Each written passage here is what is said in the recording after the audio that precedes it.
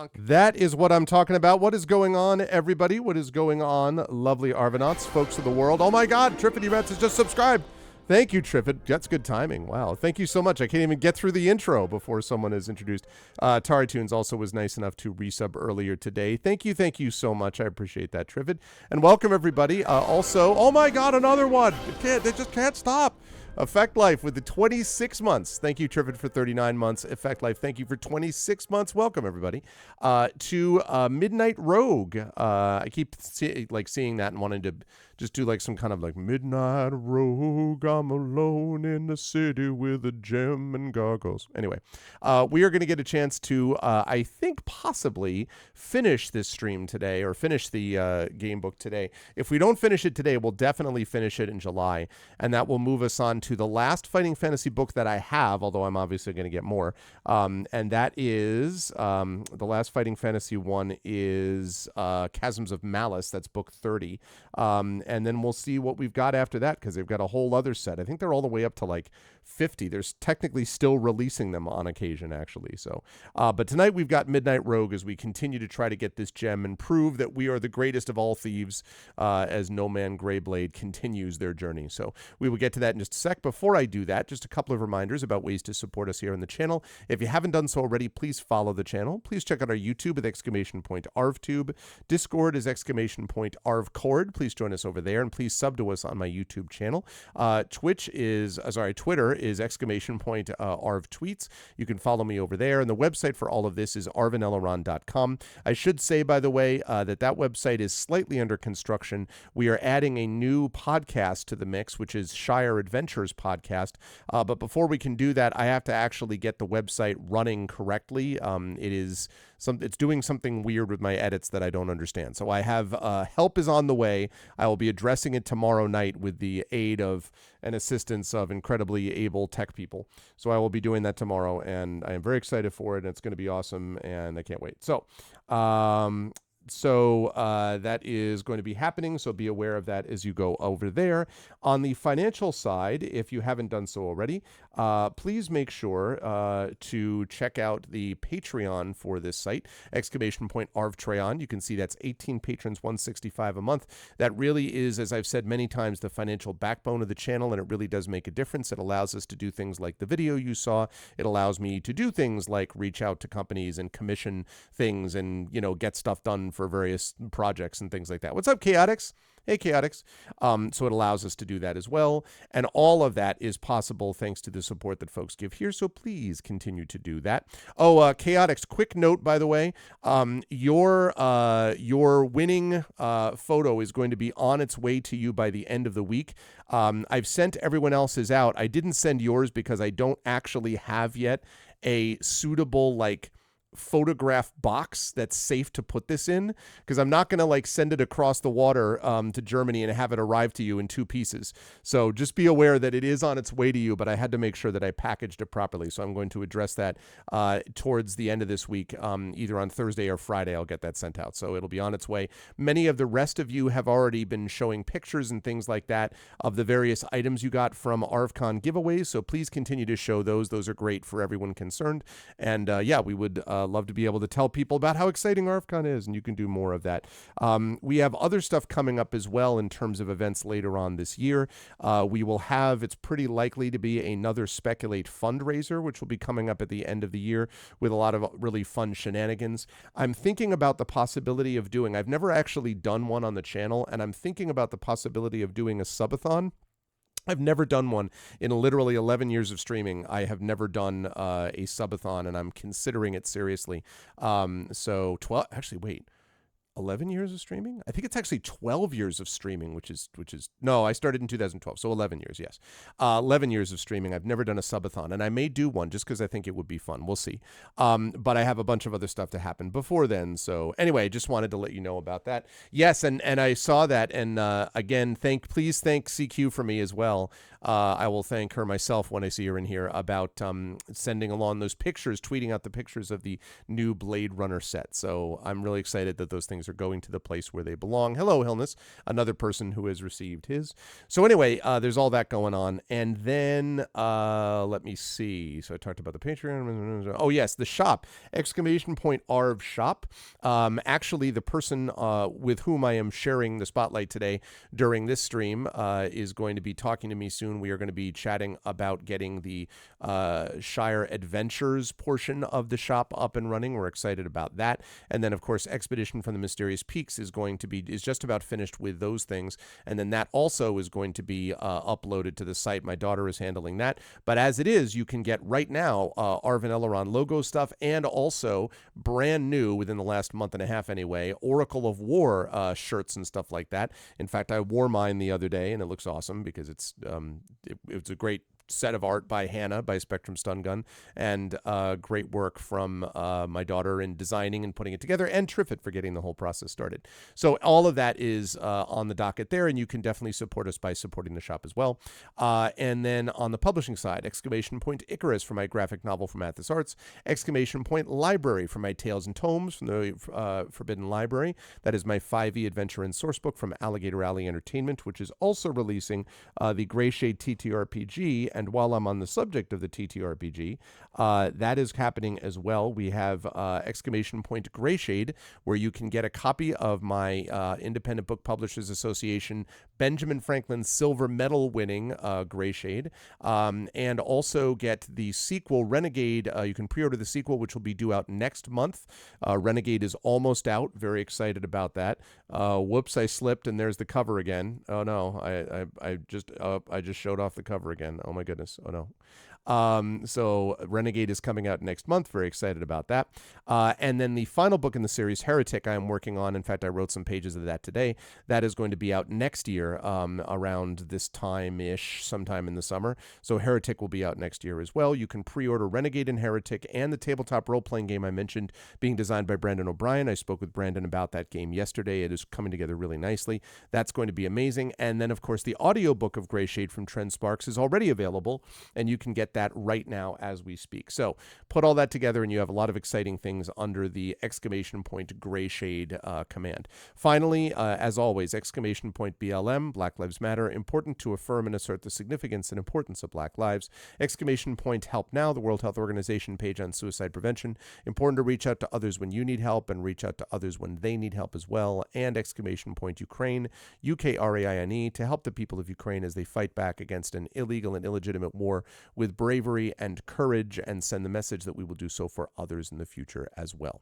Now, moving on to talk a little bit about the schedule. Busy day today. We are going to be starting with this stream here, which is the Gamebook illustration stream. We'll be going until about probably about 3:15 to 3:20 or so. Then I'll be over on GOGcom's Twitch channel for the final Chained Echoes for a while. I actually have another game I'm going to be playing in a couple of weeks, taking a break from Chained Echoes. So that's going to be a while. We'll come back to Chained Echoes eventually, but it's just we've played many, many hours, and I don't want to spend the next 60 hours doing nothing but playing Chained Echoes on GOG, because then I will be done with it in like 2025. So I want to make sure that I move on to something else. So last Chained Echoes today for a while, and then I'll be back here at 9 p.m. Eastern for the Our Vocalists. Today we will have a special experience because it is going to be KP and Zach Clay, and my daughter is going to be here. So little Arv is going to be making her triumphant return to the Our Vocalists. School is out, so she can be up later doing stuff, and she's going to be bringing her voice stylings to the amazing work of the Our Vocalists. So you'll definitely want to check that out tonight. We will be off Wednesday, Thursday, and then we will be back on Friday with, I believe, Expedition from the Mysterious Peaks at 7:30, and then on Saturday with Eberron, Oracle of War. So we got a lot of stuff going on. Very exciting. Very happy about all of it. But now the time has come for us to talk to the amazing person person who is, as I said, sharing the spotlight today. So I have unmuted myself. I don't think I have to worry about saying I interrupted her because I don't think she was talking to herself, although who knows. And then I have unmuted her. And last, I'm going to head over to reveal not just this, but also, whoops, wait. There. You can see before you the amazing artwork that was not done by me because I am not a artist. But I am joined by my good friend and wonderful artist, TariToons. So hi Tari, how are you? How's life in the universe with you? Hello, thanks for having me. And I was talking actually, but not to myself, but to the cat who Oh, okay. came Well, by listen. to complain that I'm sitting at my desk because we can't have that. Yeah. Well, Uh, I hope you explained the sort of what was at stake. I mean, like I hope that Lorelai Steak. understands what's right. Ah, delicious steak.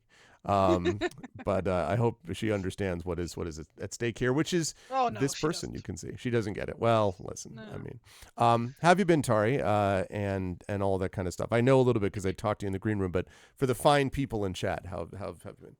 I have been way too warm.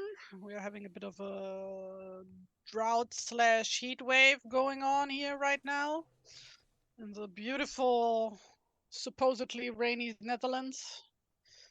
Uh, I tried to be helpful when Tari told me this by being like, "Well, can't you just go down to the dam and just just on mm. basically just open up the dam and let some water out on the fields?" And It's not a apparently, it dam, it's doesn't a work that way. dike. That's a different thing. Yeah, well, just the dike thing. Like That's dikes are for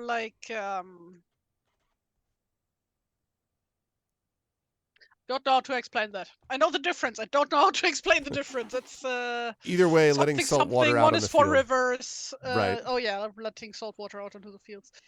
Yeah, but also I'm not close enough to any of the dikes, I think. I think we are just outside of the flooding area or something.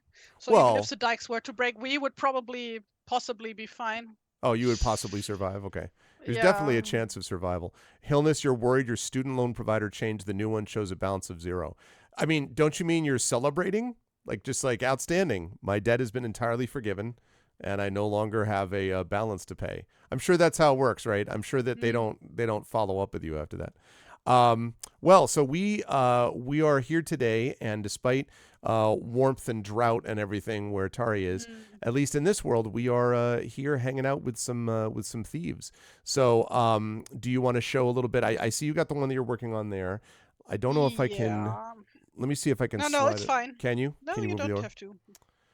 Can go through this is from two I have one file for the entire book currently.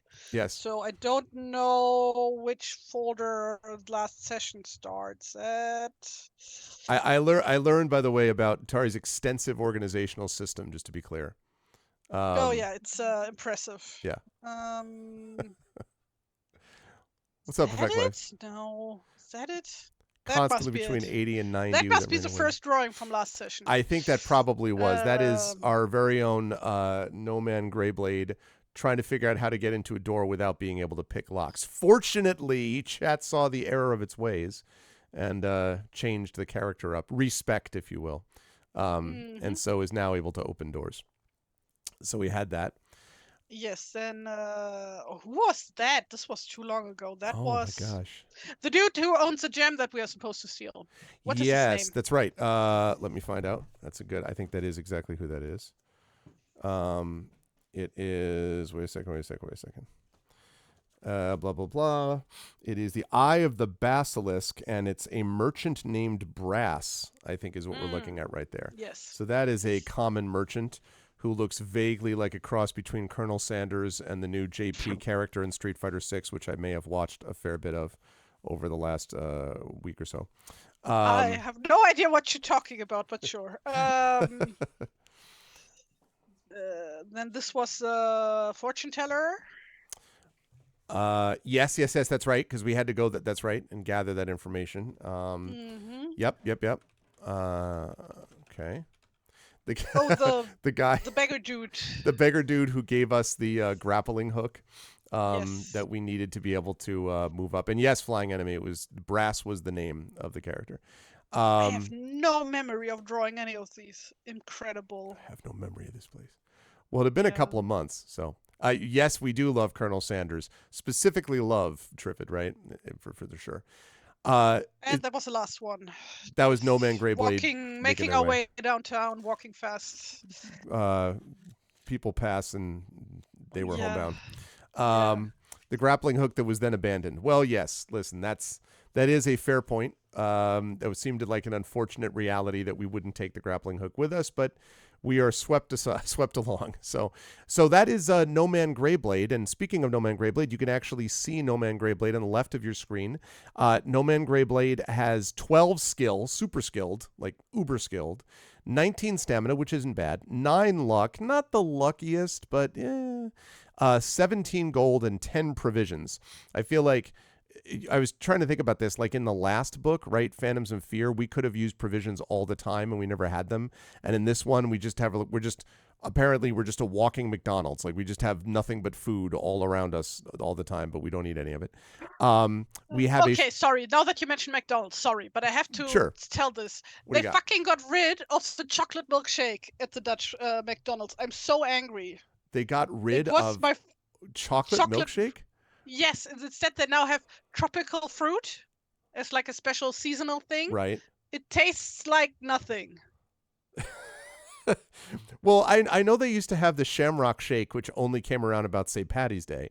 But getting rid of the chocolate Yeah, but shake, that's not a thing here, so that's like, how can you get rid of? it's like the one thing that I like go to McDonald's for is a fucking chocolate milkshake, right? In fairness, the Wendy's Frosty is a better version of the. We don't have Wendy's in the Netherlands. Well, look, I mean, Sir, this is the Netherlands. sir, this. Sir, this is a Netherlands. Very nice. Very nice. Well done. Well done. Yeah, so that, well, see, so you don't have any of the, yeah, tropical fruit instead of chocolate also seems like an odd choice. They're like, you know what? During the winter we have chocolate. During the summer we have tropical fruit. Like chocolate is an all year round thing. Like you don't, I mean, but like I have, I need to get back to getting a shake. I realized the other day that the typical shake that I got when I was a kid, which was a Friendly's Fribble. Some people in the Northeast of the United States might know the reference to this. It's this restaurant Friendly's, which is like a standard Americana, not fast food, but like kind of pretty quick food, whatever. And they had some pretty good ice cream, but their Fribbles, A reasonably paced food. yeah, like but you know what I mean? Like it's not, no one's going to eat it and go, oh, I'll never forget the fishamajig fried fish sandwich. Like it was okay, whatever. But it had special meaning to me though, because my dad would take me there once a week and we would like talk and we would split a fishamajig and a hamburger, which was called a big beef. We split that. I would get a shake. He would get a black coffee, and then he would grade papers while I went to the video arcade. And this was like a tradition that we had, and so it was very meaningful to me. But the thing was, the Fribbles that we used to get were these like like I look at them now, I'm like, how did that must be like 800% sugar. Like that must have been just like 7 million grams of sugar. And I'm like, how did I have that much chocolate? I don't. Anyway, so yeah, so I am sorry. I feel your pain, and I feel like it is the responsibility of all good residents of the Netherlands and Europeans in general. Isn't this an EU thing? Can't the European Union like look into this and be like, hey, stop this nonsense right now? The EU I write a very angry letter to the EU Parliament about it. Like they I'm should sure have they will get back to me. I have this image of people being like, chocolate shakes cannot be denied. It's like translated into a million languages at the same time. Anyway, well, I hope that wrong is righted. And in the meantime, we are going to take our No Man Greyblade and are going to try to take them to find this gem because, chat, we have been sent to try to track down where the hiding place of this gem is, this Eye of the Basilisk, which is prominently displayed right here. We have to track that thing down, and if we can get it, then we will be considered worthy of entering the Thieves Guild, which is obviously what you want. I mean, that's clearly, I think, all of our ambition ultimately is to join the Thieves Guild. I think we can all agree. And so we have made our way through various places and adventures, and have finally have found our way towards where we suspect this thing might be found, or at least like a key or something like that might be found, basically. So the save point that I have here is number 368. And we have right now some clues. We know that the gem is somewhere around Barrow Hill. We know that. We know about that Brass's house is on the corner of Short Street and Field Street by the Field Gate. The symbol is a coin. And we also know that we need a certain number of numbers to get into wherever the secret hiding place of the gem is. So far, we've discovered 289 and 90. And I think that, as if I recall correctly, there was one more time that we had, with like one more number that we had to get. We have 3 special skills that make us deadly to certain men, like the person who called and took our, no, that's a movie. 3 special skills: pick lock, which we should have had to begin with, spot hidden, and sneak. So basically, we're Gray Shade without the awesome, but still. And then instead of a death count, I think this is very important, chat, we have a delayed success count. So this is it's not death. It's just that we have not yet succeeded. So we've been delayed in succeeding 1 time so far, which I think is important. We've got also, last note, we have a backpack which has in it a hand lamp, a torch, a tinderbox, dagger, and provisions. The key marked with the letter L does not count as part of that backpack amount, but we can only carry 6 things. We obviously wear the leather jerkin and leggings. We wear the short sword. We have the short sword at our belt. And then we have a backpack, and in it we have these 5 items: lamp, torch, tinderbox, dagger, and provisions, and a key marked with the letter L, but again, that doesn't count towards the object limit. So that's basically what we're looking at. The guild has to put every single applicant through this test. The Thieves Guild test to be like, steal 3 catalytic converters. No, they want only the best for the Thieves Guild, because it's bad for business, right, Flying Enemy? Like, if you have a thief that sucks and they're constantly getting caught and thrown in jail, then word gets around, and you're like, the Thieves Guild? More like the Future Prisoners Guild, am I right? Lol. So you can't have that. So, yeah, so here we are. Page 368, and just before we get started, we need to think of a soundtrack. As always, I will ask my partner in crime first if she has any ideas for... Crime? We are not doing any crimes here. This is totally a partner in crime right now. Do you have a thought of soundtrack possibilities? What did we list last time? It's like we did just Dark Projects. We did Thief. Oh, Sticks. We did. We Thief listened was to the Sticks. first session. Second session was Sticks. What other kind of sneaky? Well, Metal Gear Solid, which we talked about earlier in the green room, but that's not really setting. Soundtrack? Maybe? I don't know what the Dishonored soundtrack sounds like, but sure, if you think it's appropriate. Well, the game would definitely be appropriate. Yeah, let's do that. Dishonored's a great game. Never too much to talk to people about it. Okay. Plus, it has such awesome names as Empress Death, Wrenhaven River, The Drunken Whaler, Flooded Suspense. Good stuff. All right, so I'm going to post this here. Too loud. Way too loud. Sorry. Okay, hang on a second.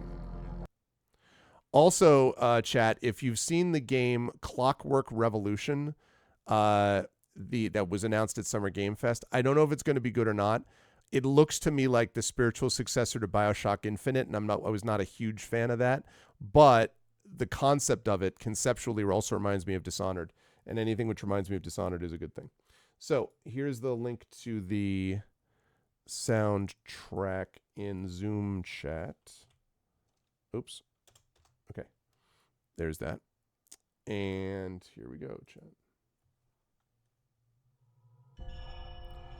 You're going to have like 2 members of the Thieves Guild. Yeah, but what great members they will be, though. What amazing Thieves Guild people you're going to have there. Okay, chat, how is that sound? Too loud?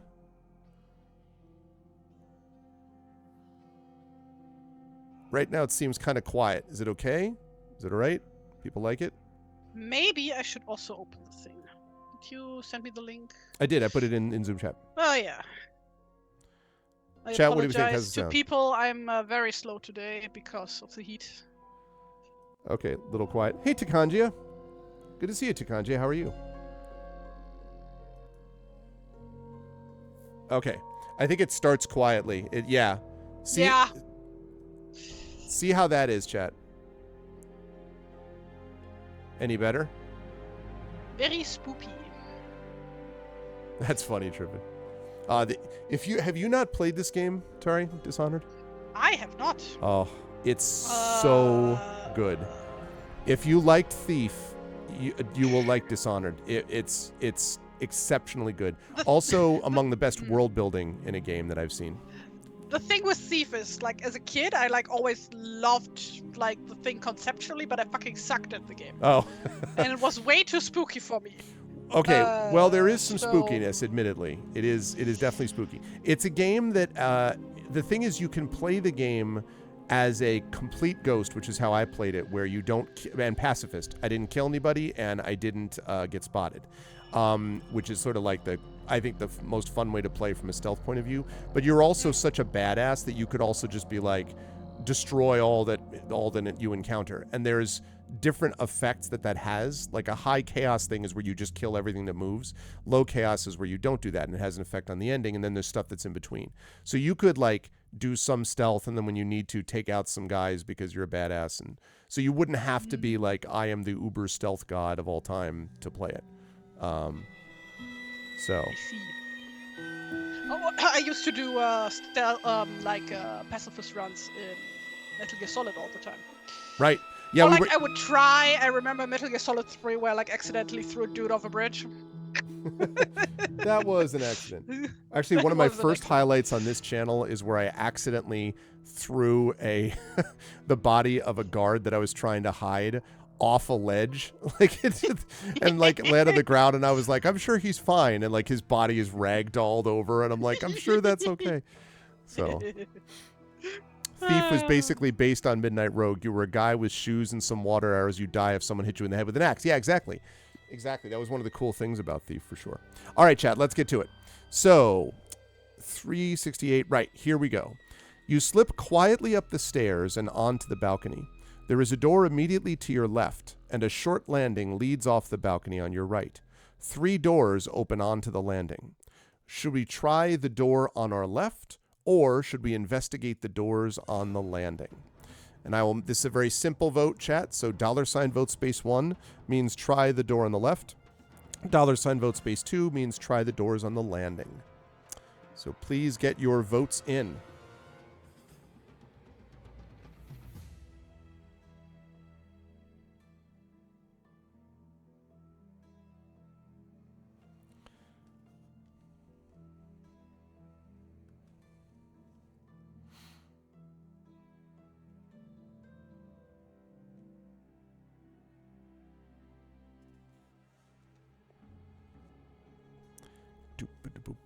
Kind of. I mean, presumably you'd be able to hopefully explore one then the other, but you can never be 100% sure.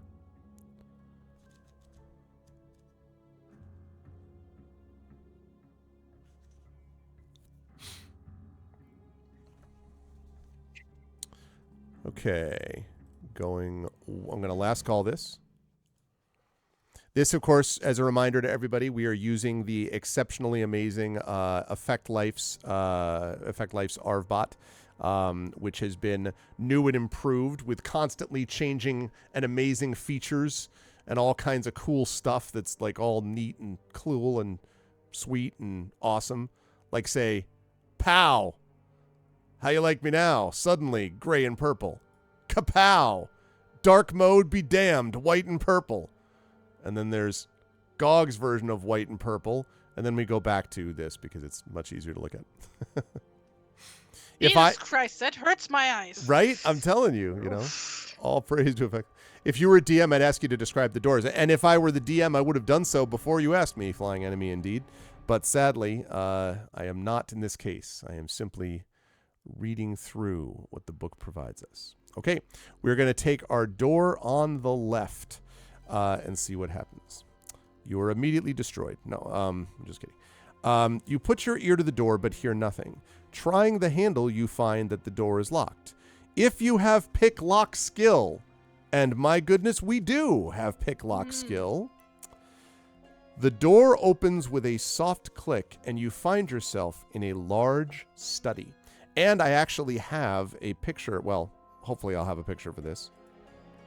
I'm going to try to find a picture of this. Midnight Rogues.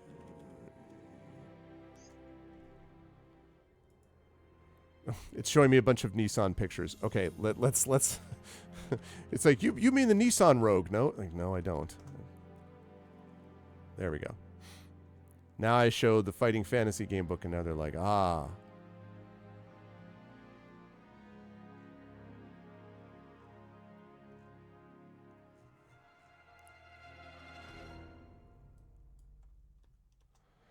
Okay.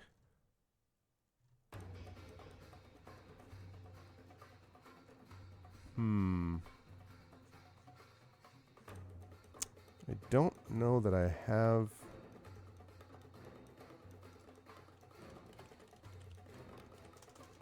I may not have one for this. There are not a lot of illustrations for Midnight Rogue that are available online. Some of them they have, but a lot of these ones they don't. They don't have. Just had, by the way, since we last spoke, we had a very gifted Final Fantasy artist pass away. But I have to find out who it is. But it was like legendary stuff. Final Fantasy artist passes. I just know one by name.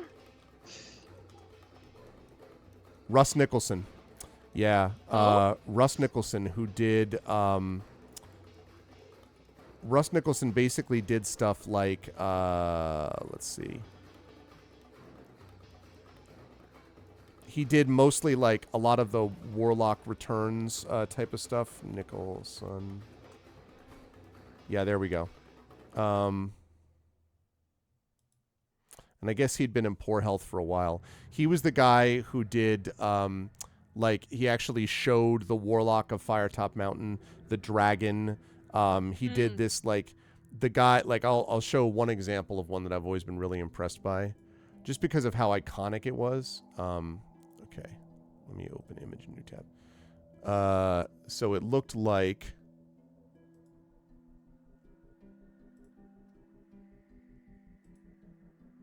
Hang on, capturing.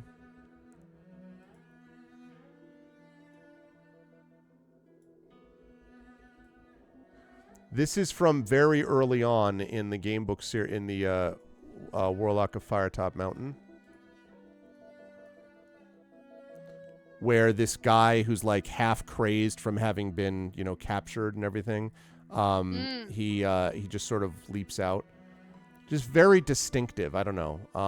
And he was like... I have a copy of Warlock of Firetop Mountain here on my shelf, actually. Let's see. Yep. Like the German translation, so I don't know if the illustrations are in there. See a flying enemy.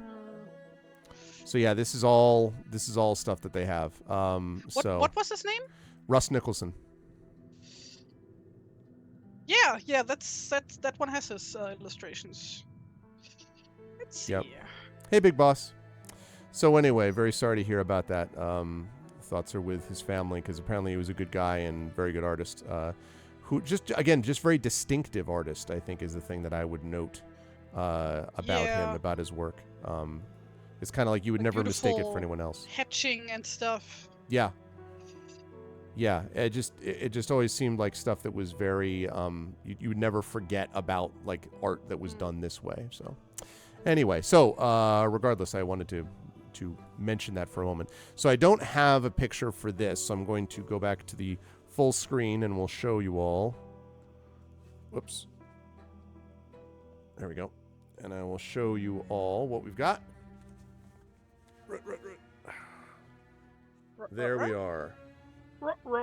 That is the picture of what you see. Now, technically, you're inside that place, not outside it. But that is what you see. You're looking at a study right there.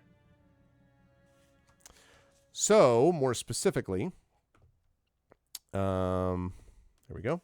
More specifically, you are in a large study. There's a huge wooden desk standing against one wall, and also in the room are a bookcase and a few plush-looking chairs.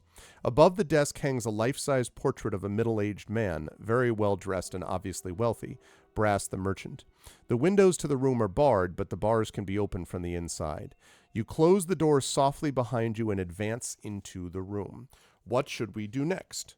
Should we search the desk?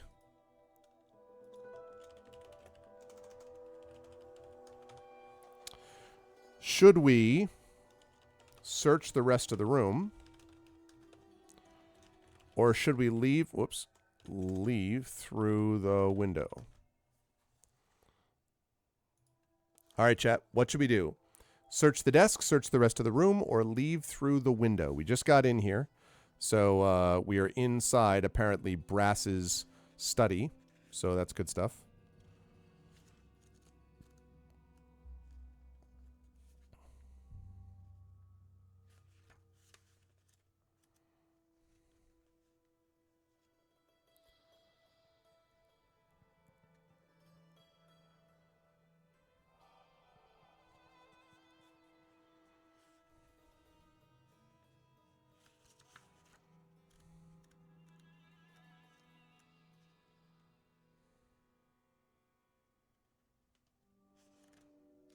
While we wait for the votes to come in, I can tell a little anecdote, I suppose.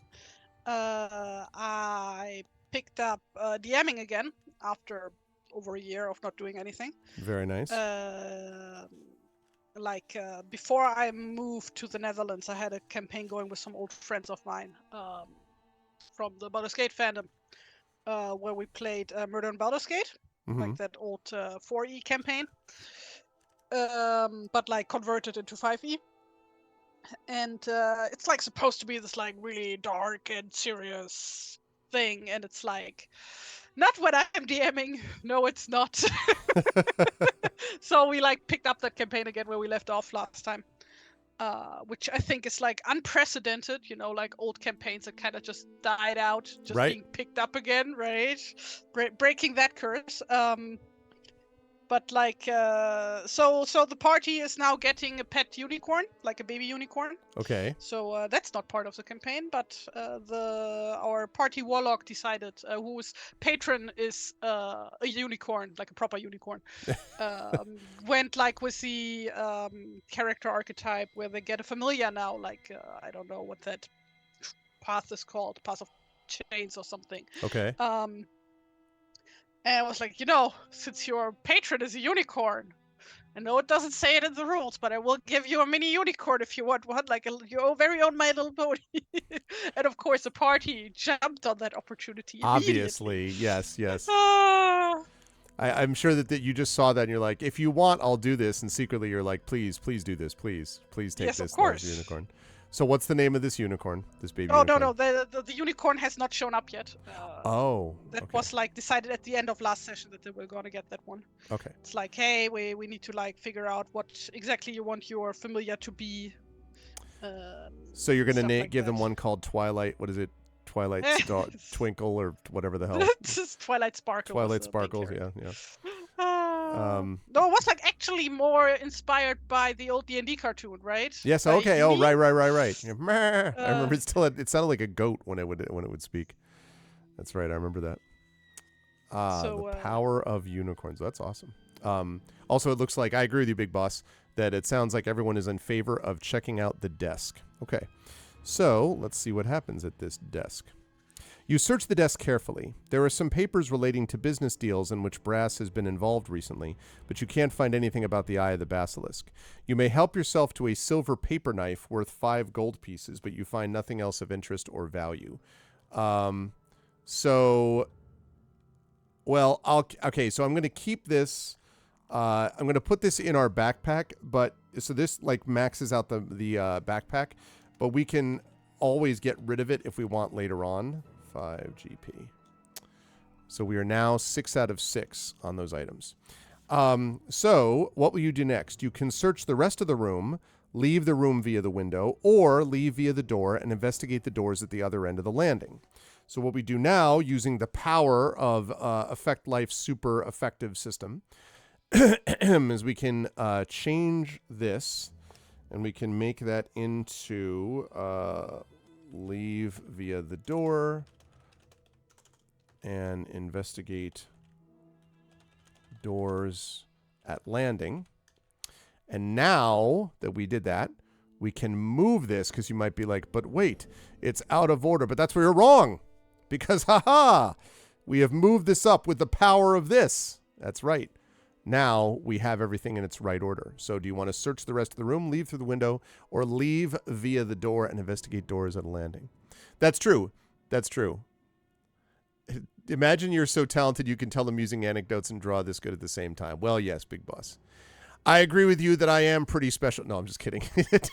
Tari is absolutely amazing, as I've often explained. Aw, thank you. It's actually funny, like people keep commenting, or used to comment on it, like before the dark times, you know. Yes. When I used to attend conventions and like artist meetups and shit. It was like a thing that I like once a month would like meet up in Essen. Yep.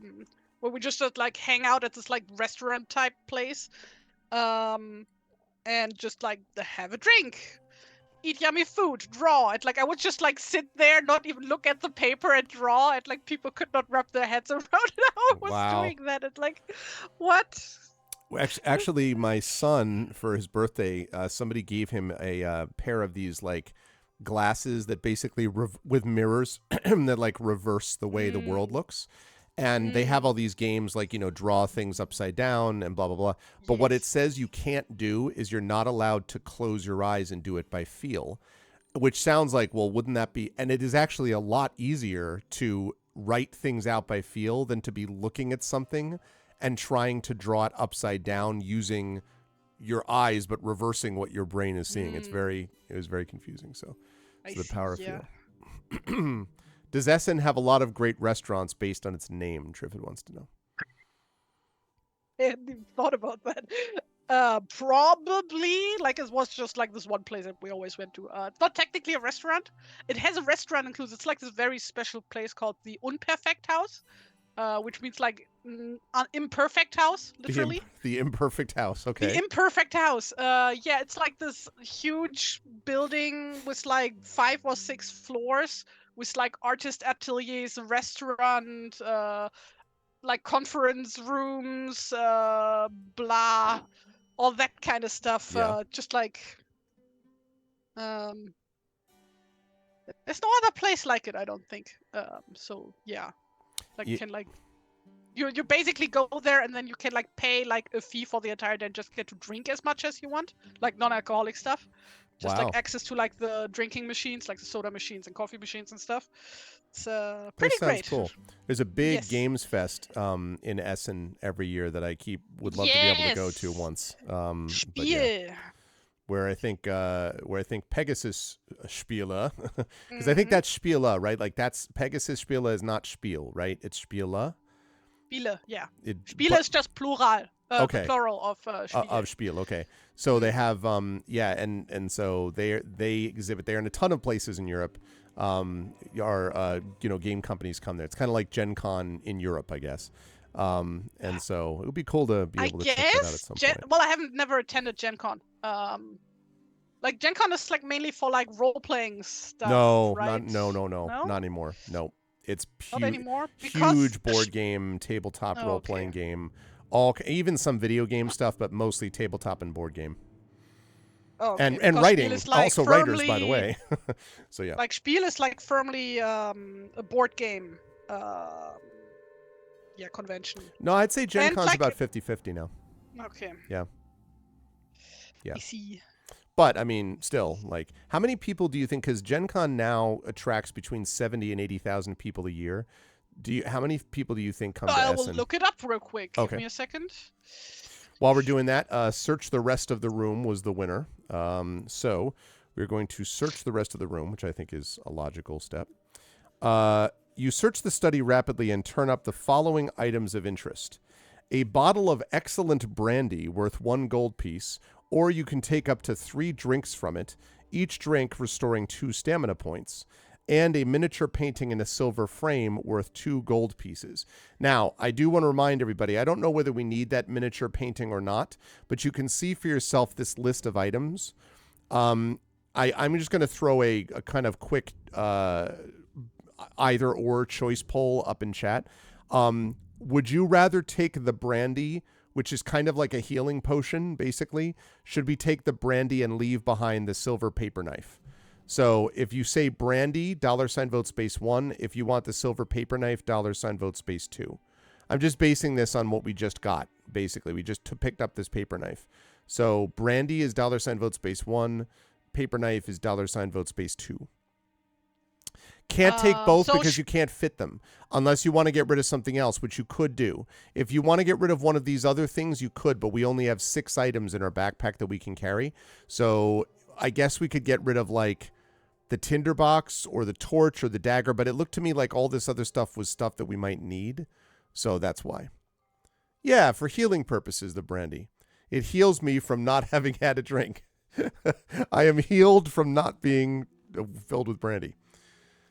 The Spiel apparently usually has between 150,000 and 200,000 okay. attendees. That's what a lot. Did you say how many Gen Con gets? It's half of that. 70,000 between wow, 70 and 80. I always thought Gen Con was like fucking massive. No, between 70 and 80, which is, I mean, but of course, you know, like it's in the whole convention center, whereas it's the whole town, right? Doesn't it take over basically the whole town? No. Spiel is just like it's not a convention center. It's a different thing. It's what do you call a messe in English? I forgot about that. We learned that in fucking 7th grade. I forgot. While you're thinking, don't forget the vote chat. $vote space 1 for brandy. $vote space 2 for silver paper knife. Get your votes in now while we're doing this. It's a fair, Chaotic says. Trade fair. Correct. Messe is trade fair. Right. So a trade fair center, which is like basically just a huge fucking hall. Okay. That can be divided into smaller halls. I see. Like I think a convention center is more like separate rooms and shit, right? Yes, although the exhibit hall is enormous. Like the part where they put all of but they have like rooms all over the place for panels, and like the symposium that I'm the co-coordinator for programming, that is in a different section, like actually in the connected it's like the connected hotel right next to the convention center, and we have the whole set of rooms down there. So they have smaller rooms, but they have these massive exhibit hall rooms where they have things. So yeah. We're voting to keep it. Triffid would be $vote space 1 would be keep the brandy. $vote space 2 would be keep the knife instead, the silver paper knife. Or yeah, I mean, I guess you could tell me. Okay, you know what? So I will close this poll instead of having the vote. You can tell me if there's something else you want to drop. I just thought that a hand lamp, a torch, a tinderbox, dagger, and provisions all seemed pretty important to me. The one that we just got was this silver paper knife, which is just useful for money, and we already have 17 gold. So that's why I thought about that. But what are provisions ever good for? Well, listen, to the person who wanted to be healed from not having had a drink. You could drink the brandy, but the thing is we're already at 19 stamina already, so the brandy wouldn't do us any good. I mean, I'm sure it would do you good. It would make us feel good. Yes, you would now have drunken brandy. That's true. So, yeah, I thought about the hand lamp and torch being overlapping. I just didn't know if the torch would let you light things that the hand lamp wouldn't, but then I guess the tinderbox would do that. So it's up to you. You can tell me, just in chat, what you would like to get rid of, if anything. You could also just leave the brandy. You don't have to have it.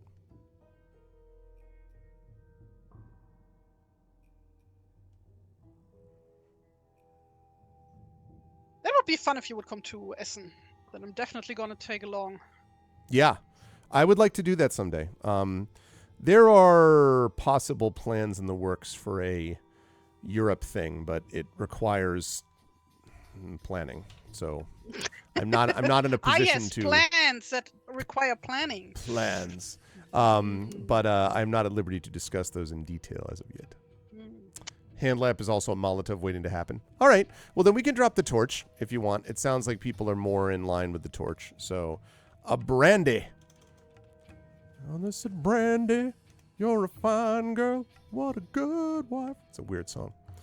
Okay, 3 doses, 2 stamina each. All right. So, we can drink that for 2 stamina points each whenever we feel the need to have that. I know, a leg holster for the dagger, I know. Okay, and then there's also a miniature painting in a silver frame worth 2 gold pieces. Can I assume we're not going to get that? Because it seems sort of, I don't know. I don't think we need it. But I will throw it out there if people want.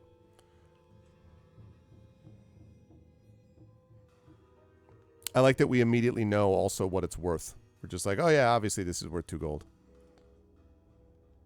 It's what they teach in burglar school. Right. Instant appraisal of loot. It's one of the things we were talking about with the merchant class in the Gray Shade game that's being designed. Torch is a thing with the flame at the end. No, it's not. It's not a flashlight, if that's what you mean, Big Boss. Can't you tuck it in your belt? Sadly not, Chaotix. We are not given that opportunity. We are being railroaded into certain uses of items. And as Tari certainly agrees, having arbitrary things like weapons breaking is something we can't possibly allow, right? We can't have that ever. So that was a callback to a green room talk we had about Breath of the Wild and Tears of the Kingdom. Indeed it was. Okay, let's see. So here is our inventory. For sure. Okay. I have responded to a message that was sent to me by someone who knows who they are. Okay. Okay. It's kind of exciting actually, but we'll talk about I'll talk about the details if this can work out. Okay, so this is our inventory. Look at this. Now wait, does this but see now it's already out of date because we dropped the torch. See? So you have to complain to chat about this. Like I don't see any brandy there. I have this image of you like putting a big red X over the torch. And we did take the brandy. It put like in crayon, putting like the brandy over it. I like the idea too that the torch is perpetually lit, even in your backpack. Okay, now that's the other thing. There's other good news, chat, which is we have discovered that a safe is hidden in the wall behind the portrait of Brass while we're searching the room. So he says, ready for the response. Should we investigate the safe? Should we leave the room and try the doors on the landing? Or leave the house through the study window? What say you, chat? Investigate the safe is $vote space 1. Leave the room, try the doors on the landing is $vote space 2. And leave the house to the study window is $vote space 3. What are we going to do? What do you want to do, chat? Get your votes in now. Is that barbed wire? Big Boss wants to know. What's barbed wire? Like what you put on there, is it barbed wire? No. You will see in a second. Okay. That is the wrong language. All right, we have 2 votes for investigate the safe. Quick note about voting, by the way, chat. Final vote is closing down after the session this afternoon for the Patreon Field Chat Chosen Game of the Month. So if you type in !next game, you can get your votes in there. It is a choice between Metal Gear Solid 1, the first one. Metal Gear. Metal Gear. You have to say it with the voice. Metal Gear. I can't do my voice that deep. I'm sorry. Metal Gear. Why? I can do this. Snake. Nah. I know that one. Okay. I'm going to open up this URL just to see. So it's Metal Gear Solid 1 PID, which is like a... I think it's a... Oh, I need Mrs. Dunsel to remind me. I think it's a puzzle platformer. And then the Pale Beyond, which is kind of a... which is actually winning right now. Which is like a sort of a survival... It looked to me kind of like a cross between Frostpunk and like The Forest. Ooh. The Pale Beyond. Yeah, I did not mind the Pale Beyond, the Frostpunk. It was pretty good. Although I only played for about 5-6 hours, so it hadn't become a complete disaster by the time I stopped. So those are the options. So get your votes in now. Okay, and while we're doing inventory. That's what it is, a puzzle platform gamer. Okay, that's what it is.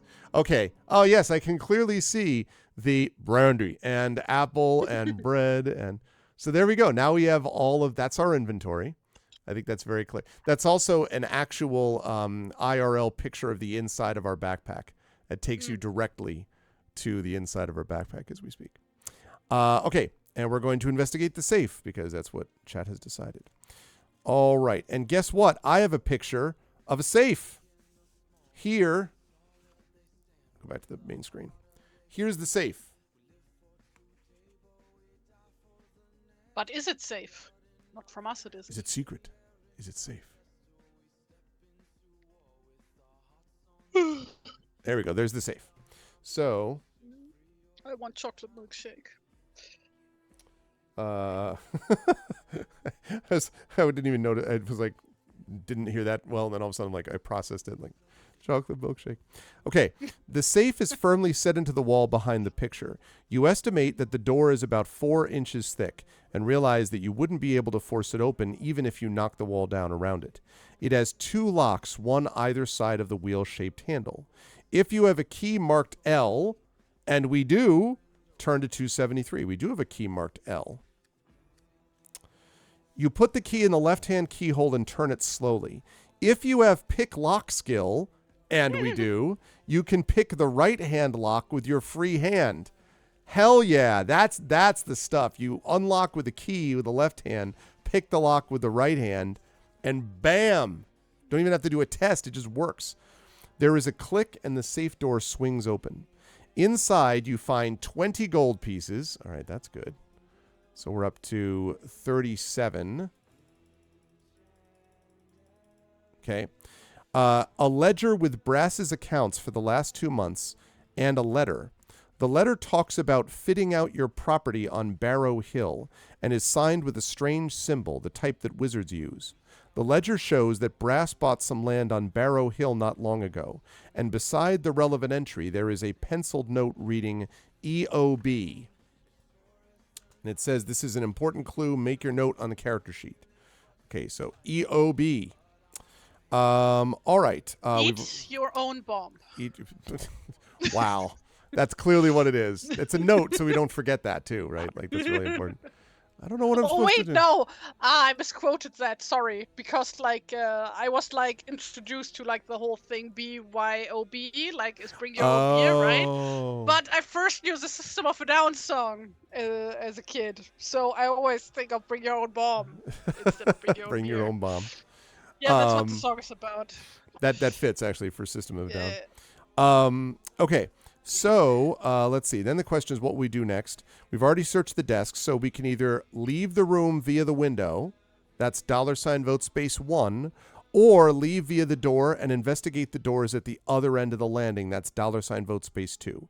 So 1 is leave the room via the window, 2 is leave via the door and investigate the doors at the other end of the landing. So please get your votes in now. $vote space 1 to leave via the window, $vote space 2 to leave via the door and investigate the doors on the other end of the landing. Hi, Geister. And you got the ARVCON package. Yay! All right, good. I'm glad. I hope it all came through in good order, nothing broken or messed up, I hope. That is good. I'm glad that it has arrived. The only person whose package I have yet to send out is Chaotix, because I need to make sure I have the box that will protect it as it travels. That's gonna take forever. Yeah, Shipping well. from the US to Germany. It was just paper. You feel bad I paid for shipping. That's fine. That's part of the. I build that into budgeting and everything when I'm doing ARVCON stuff. That's fine. I'm appreciative that people contribute and are there viewing an ARVCON. That's a very important part of that event every year. So. What to draw? Chocolate milkshake. You could just draw a chocolate milkshake. So again, $vote space 1, folks, for us to leave the room by the window. $vote space 2 to leave the room by the door and look at the doors on the other side of the landing.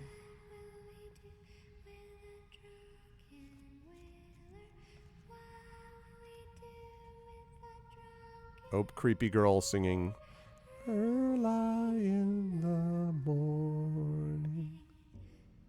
Chocolate milkshake.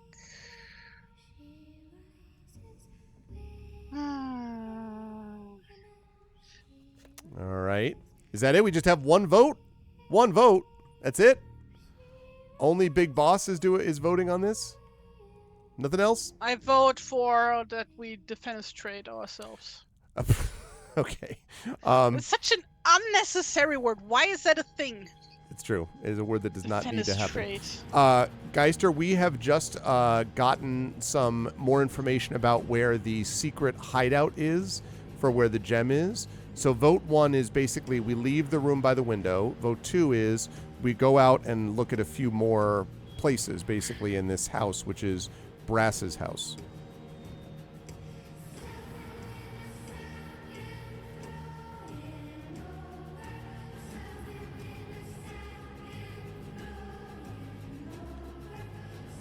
Greg, what should I draw?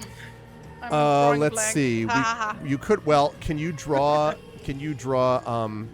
Her doing? Sorry, not her. I was thinking of the girl singing the creepy music. Can you do No Man Greyblade using the left key to open the safe while picking the lock with their right hand? Ooh, both hands. I feel like that's pretty epic. Oh, That sounds like it might be fun. Otherwise, we'll be out of this house pretty soon, I think. She rises. Suddenly the music is like way louder. Yeah, that's because it's this sort of like all like compressed. There we go. Now it's a little quieter. Okay.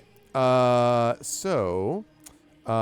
right. Chat has decided to leave and investigate the doors at the other end of the landing. Okay. So you cross the balcony to the landing. 3 doors lead off the landing, 1 on the left and 2 on the right. At the end of the landing is a barred window. The bars are set into the brick of the windowsill and cannot be moved. You decide to listen at one of the doors. Which one? Will we listen to... Yeah, a little bit too much. Will we listen to the door on the left, the first door on the right, or the second door on the right? And I'll fix the music in a second. So, listen to the door on the left. Listen to the first door on the right. Or listen to the second door on the right? Question mark. Open poll. What's it going to be? $ vote space 1 left. $ vote space 2 first door on the right. $ vote space 3 second door on the right.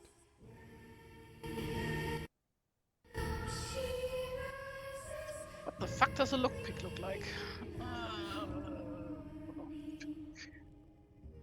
Hello, this is a lockpicking lawyer. Like a bobby pin type of thing?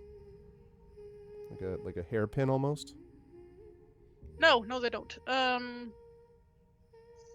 Basically look like very thin keys. Oh, okay. Okay, so that's that soundtrack. So next up would be the Dishonored 2 soundtrack, which is also longer. Also a great game. Let me put that in Zoom chat.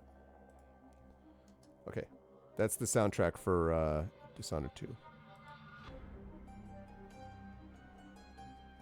Okay, so votes, chat. Let's get our votes in. $ vote space 1, listen to the door on the left.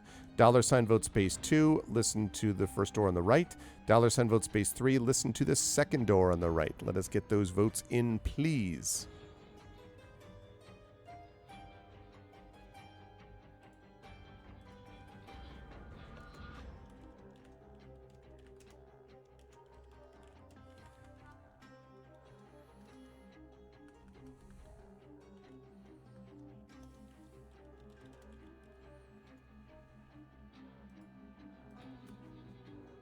Door on the left, first door on the right, second door on the right.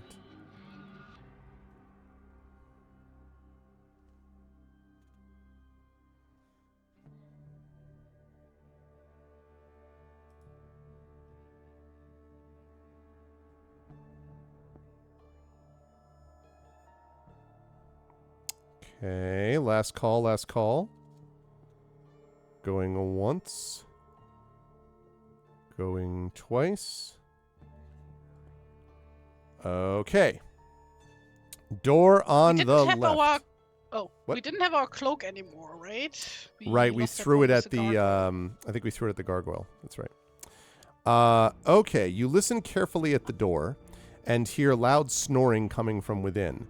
I love that it just tells you to do this. You try the door and finding that it is unlocked, slip inside. If you have sneak skill, And fortunately, we do have sneak skill. By the faint moonlight coming into the room, you see a large 4-poster bed. 2 people are asleep, Brass and his wife. At the foot of the bed stands a chair with clothes heaped on it, and a rapid search of the clothes turns up 10 gold pieces. Man, we made some serious bank in this place. As you're about to leave, you see that around Brass's neck is a key on a silver chain. The key has the letter R on it. Now, we could try to take the key if we have pickpocket skill, but we don't need it because that was the second key for the safe, and we've already opened the safe by pickpocket using our picklock skill. So we don't have that. So after that, we just turn and leave the room quietly. So that means that we have 3 things left. We can either try the first door across the passage. So this was the one that was on the right. Try the second door. Or leave and go to the location of the Eye of the Basilisk.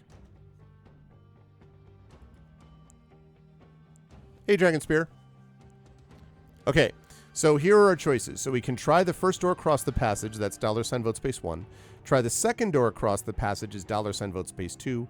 Or leave and go to the location of the Eye of the Basilisk, that's $ vote space 3.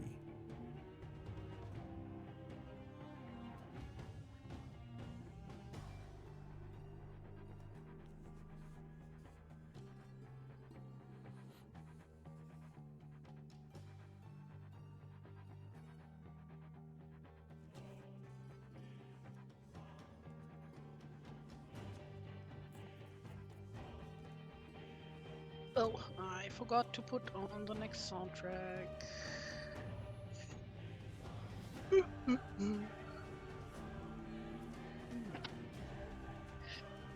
So, for how much longer are we going?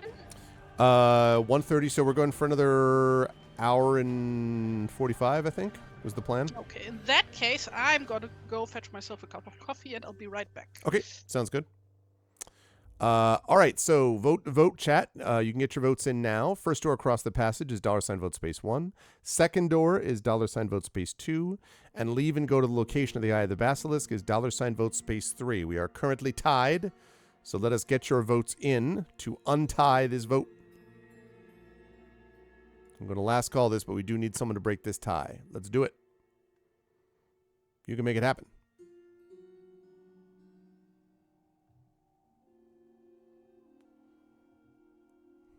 Another fetch quest. Well, technically the whole adventure is a fetch quest because you're trying to get this gem to prove you belong in the Thieves Guild.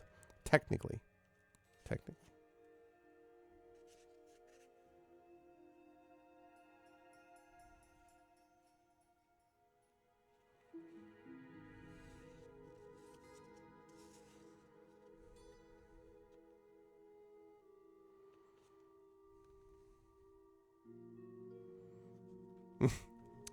Thanks, Dragon. So we have a 3-way tie. The next vote will break this tie. A 3-way tie. What's it going to be, chat?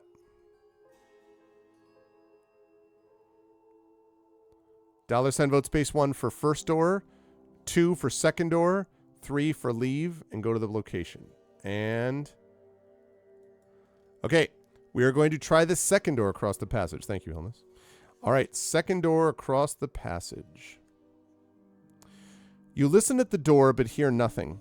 Pushing it gently open, you see a young man in a large 4-poster bed sound asleep and snoring softly. A glance round the room reveals nothing of interest, so you leave, closing the door softly behind you.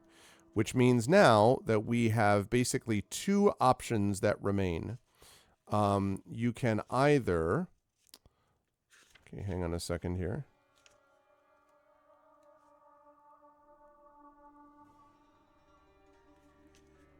Hang on a second here.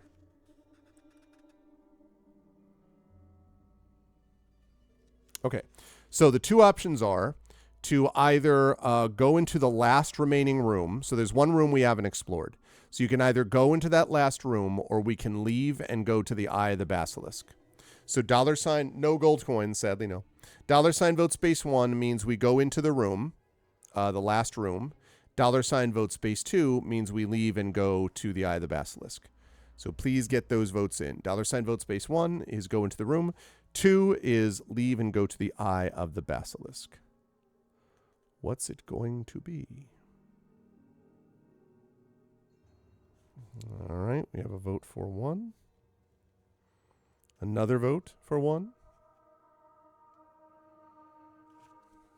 Another vote for 1.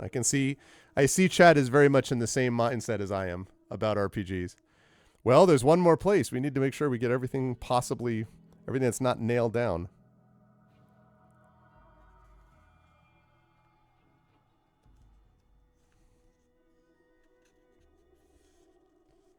All right, last call, going once. Going twice. Yes, chat is definitive here.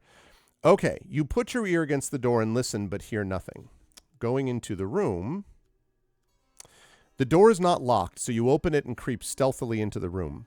It is furnished with a single bed, a wardrobe, and a dressing table. Someone, a child, judging by the size, is asleep in the bed. You can see nothing of value in the room, just a few dolls on the dressing table and floor. Suddenly, a floorboard creaks loudly under your feet.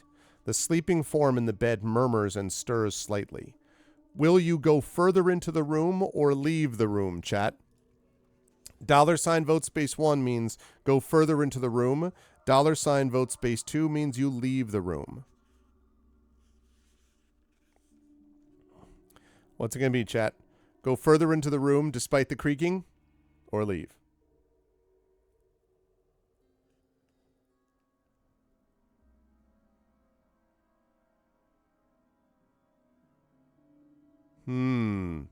Okay. So we have all in. All right, I'm going to last call this. Going once. Going twice. Okay. We are all in. You move cautiously forward, and the person in the bed, a young girl, sits bolt upright with a shattering scream.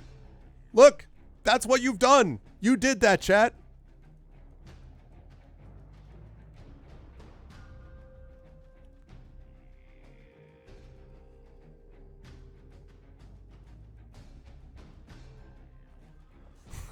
Yeah, this does not look like a young girl to me. This looks like, I don't know, something that does not look like that. Anyway, let's not assume, okay? You have no choice but to run before the whole household is woken. You hurry back to the market square, planning your next move. It's too dangerous to go back to Brass's house, so you'll have to do without any other information you could have gained for there. The good news is that we already got all the information that we needed. So we've already done that, basically. We got all the stuff that we needed from there. Okay. What's the information? Yeah, well, so we had this thing. Let's see. Sounds ominous. Yeah, we didn't do the thing where let's see, actually hang on 1 second here. I want to double check something just before we go on.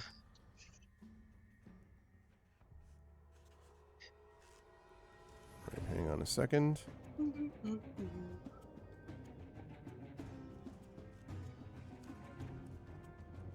Can I please stop being so tired? I've been taking my meds. Oh, I don't know if I mentioned that before, but they figured out that I had a pretty bad vitamin D deficiency. Oh, really? Yeah, so like they put me on meds now. Is that had you adjusted it, like you're feeling okay with them, or? Well, yeah, it's just vitamin stuff. It's like I doesn't see. do anything else. It's like just concentrated vitamins, basically. But yeah, because I'm so fucking tired all the time. I mean, really, really badly tired. Yeah, no, I get it. Can't do anything. Well, I'm sorry you're dealing with that, Tari. Mm. Let's see. Maybe this music is not super, like, it's just sort of Go to sleep. Go to sleep. Yeah, I can't hear the music right now. Why can't I hear it? Probably is run out. I switched over to number 2. No. It's like... Okay, hang on just a second, chat. I'm just figuring out where I got a little bit lost on the paper. The music is just super quiet in this video. In this one? Oh, yeah? Yeah. Or like this particular song, I don't know. Song. It's more like ambient noises.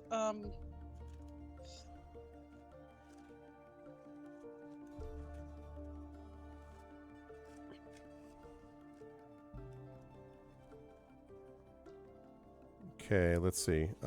So... Fucking gap tolerance isn't working today. What is wrong?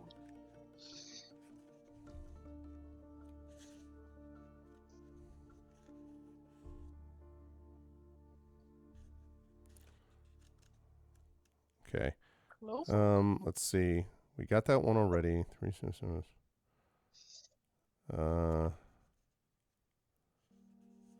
Oh, I see. Okay. The delay is because I'm trying to figure out. I got lost on the page numbers, and so that was the thing that was confusing. That was confusing me. All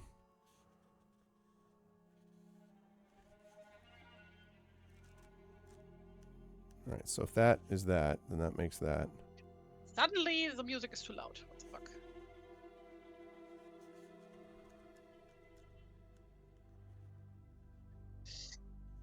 So, jetzt aber.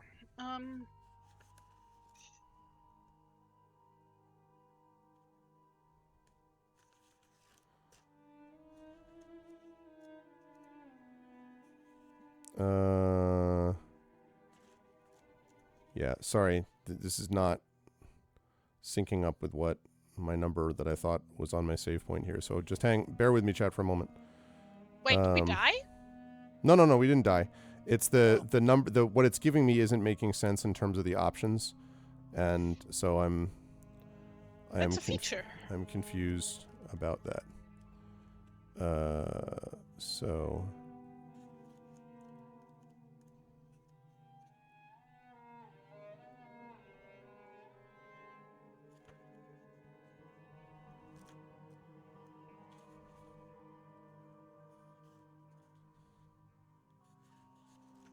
Okay, so if that's where that is...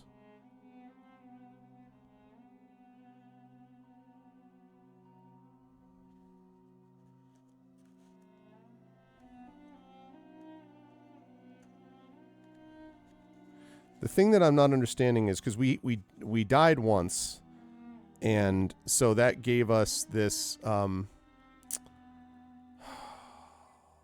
I have not seen any of the Final Fantasy 16 demo yet. No, I have not, unfortunately.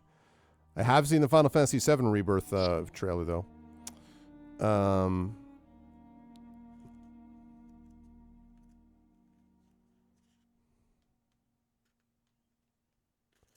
Okay, so that was that. Trying to convince my boyfriend to play Chrono Trigger. Good game. Quality game. Fantastic game. But just can't get him to do it. He's just not. Get you to play one fucking JRPG. Let it be that one. So he does not. He is not so much about it. Well, like the only JRPGs he really plays are Pokemon, and those don't really count. I see. Like, not because Pokemon is like not proper gaming, but like because Pokemon is like, yeah, it's a JRPG on paper. But like the overlap in between JRPG fans and Pokemon fans is like incidental. Mm-hmm. I mean, it does exist a little bit. Like, people don't play Pokemon because they're seeking out a JRPG, right? Right. It's like Pokemon is like its own thing. Yes, that's true. That's definitely true.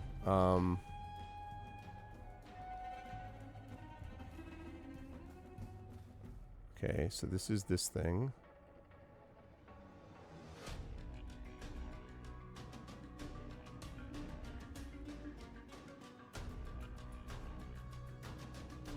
Okay, I think I've almost got it.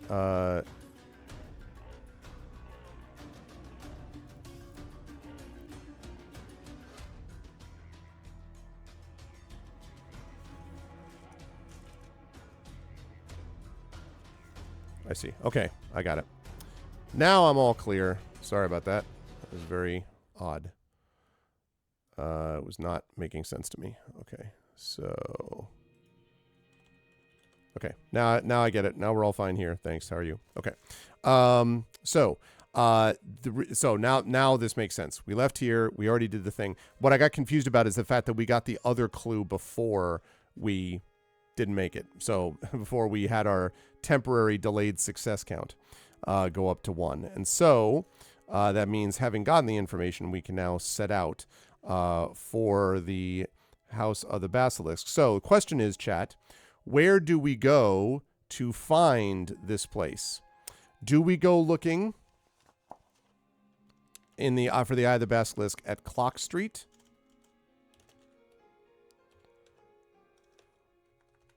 Do we go to find it at the Singing Bridge? Do we go to find it at Lord Azure's Palace? Or do we go to find it on Barrow Hill? So you should be able to know this pretty easily based by just looking. Where do we go? Whoa. Where do we go now? Where do we go? Sweet gem of mine. Okay, so which of these choices, chat? You should be able to see for yourself where we should go based upon the clues listed. But $ vote space 1 is Clock Street, 2 is Singing Bridge, 3 is Lord Azure's Palace, 4 is Barrow Hill. So get your votes in terms of where we're going to go to do what we must. Where is the thing? Trying to remember what... I guess I hadn't really thought out what her clothes properly looked like without the cape. Like in detail. So get in your votes, chat. $ vote space 1 is Clock Street, 2 is Singing Bridge, 3 is Azure's Palace, 4 is Barrow Hill, and you can see, you should be able to see on the clues where we're supposed to go. So please get in your votes. Please get in that vote. $ vote space 1, 2, 3, or 4.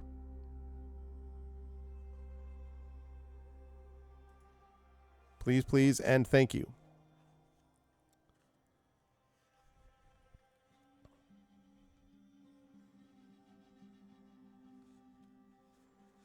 All right, Geister has voted for Barrow Hill.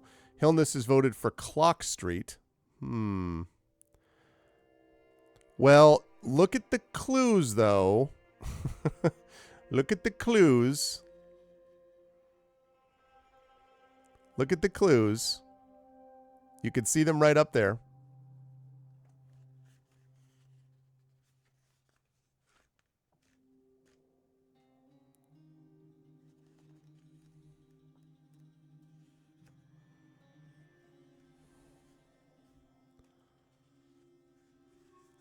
Clues are a red herring? Really?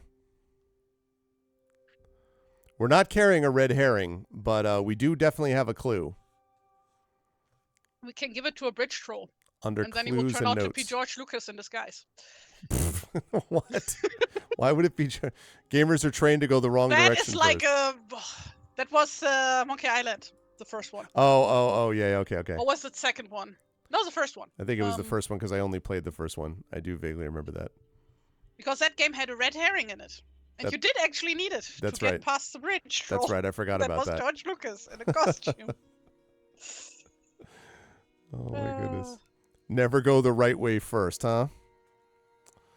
All right. We need to find like any secrets and stuff, right?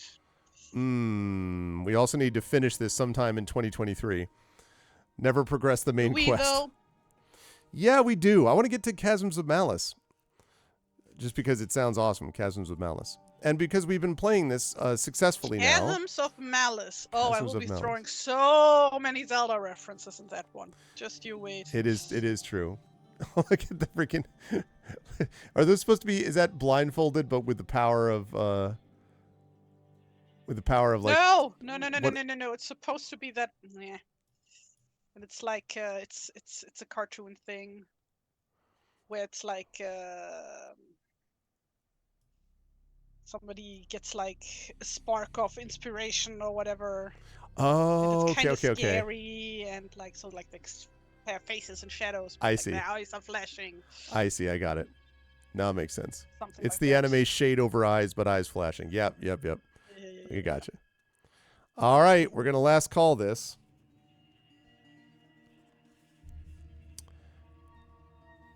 Super Camelot is pretty much a Zelda board game. Yeah, definitely, right?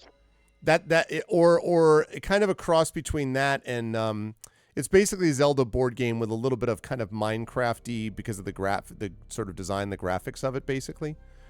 Wait, what are you So talking about? there's a board game. One of the many board games I was sent for giveaways was called Super Camelot. It's by Catalyst, and I think Geister won the board game pack, or somebody. I think you did. Somebody won the board game pack.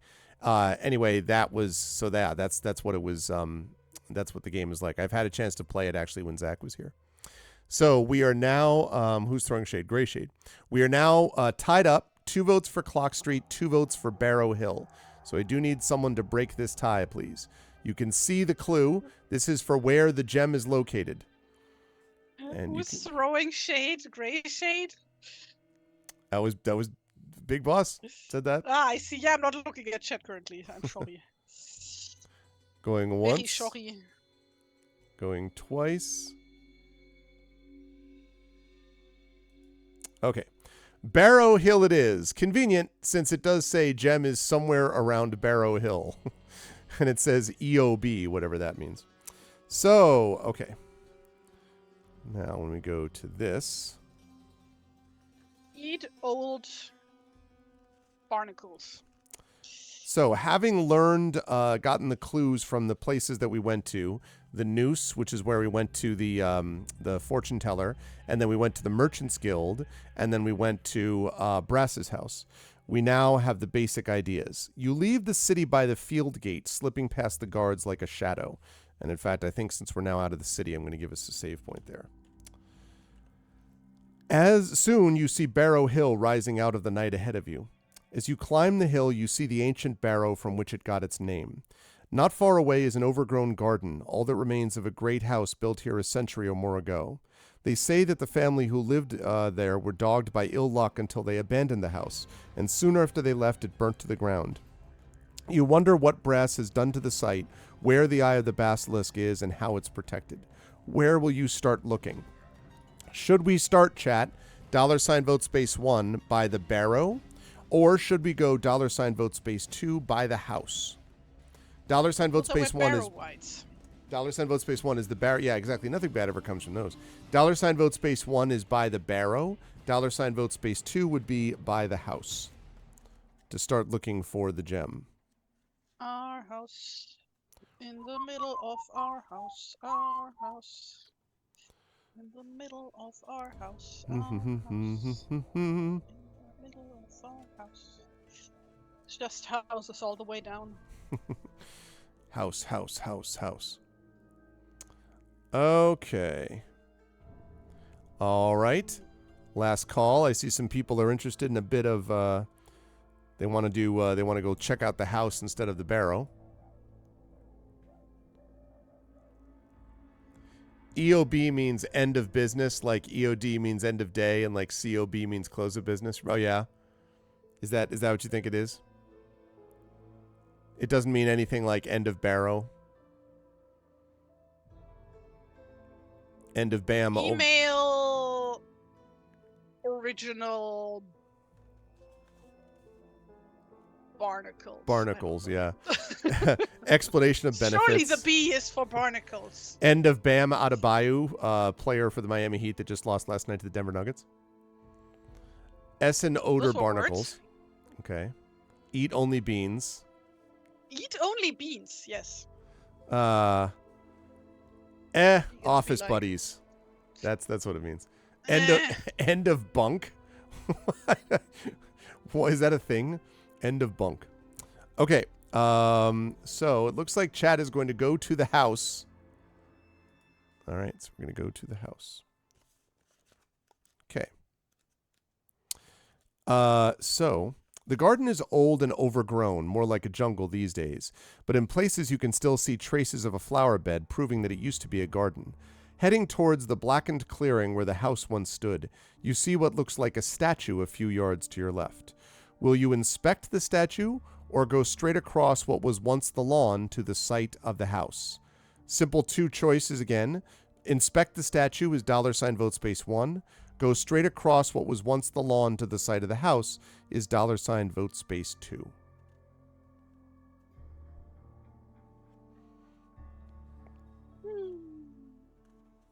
The statue or the lawn? The lawn. Ooh, there's actually, yeah, well, I won't say anything yet. I don't want to influence the decision.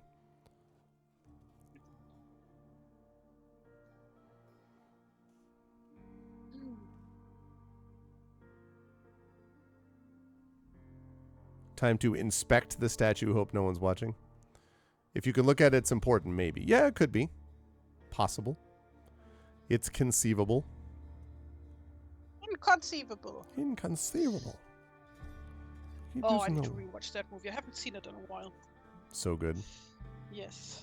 Have you seen, did I tell you about this? Have you seen the Princess Bride home video that was done during the pandemic? So they got all of these, like, a bunch of these stars, like, like Pedro Pascal and Diego Luna and the Shaq and, like, Jack Black and, like, all of these people to basically do all these from their own houses, like scenes from the film, and they stitch them all together.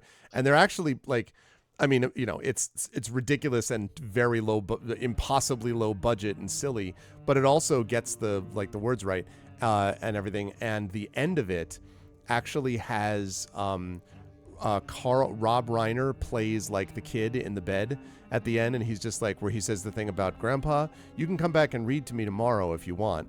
Right, that thing at the end. And then his grandfather says, as you wish, but his grandfather in this one is played by his father, Carl Reiner, who died like 2 weeks after this was done.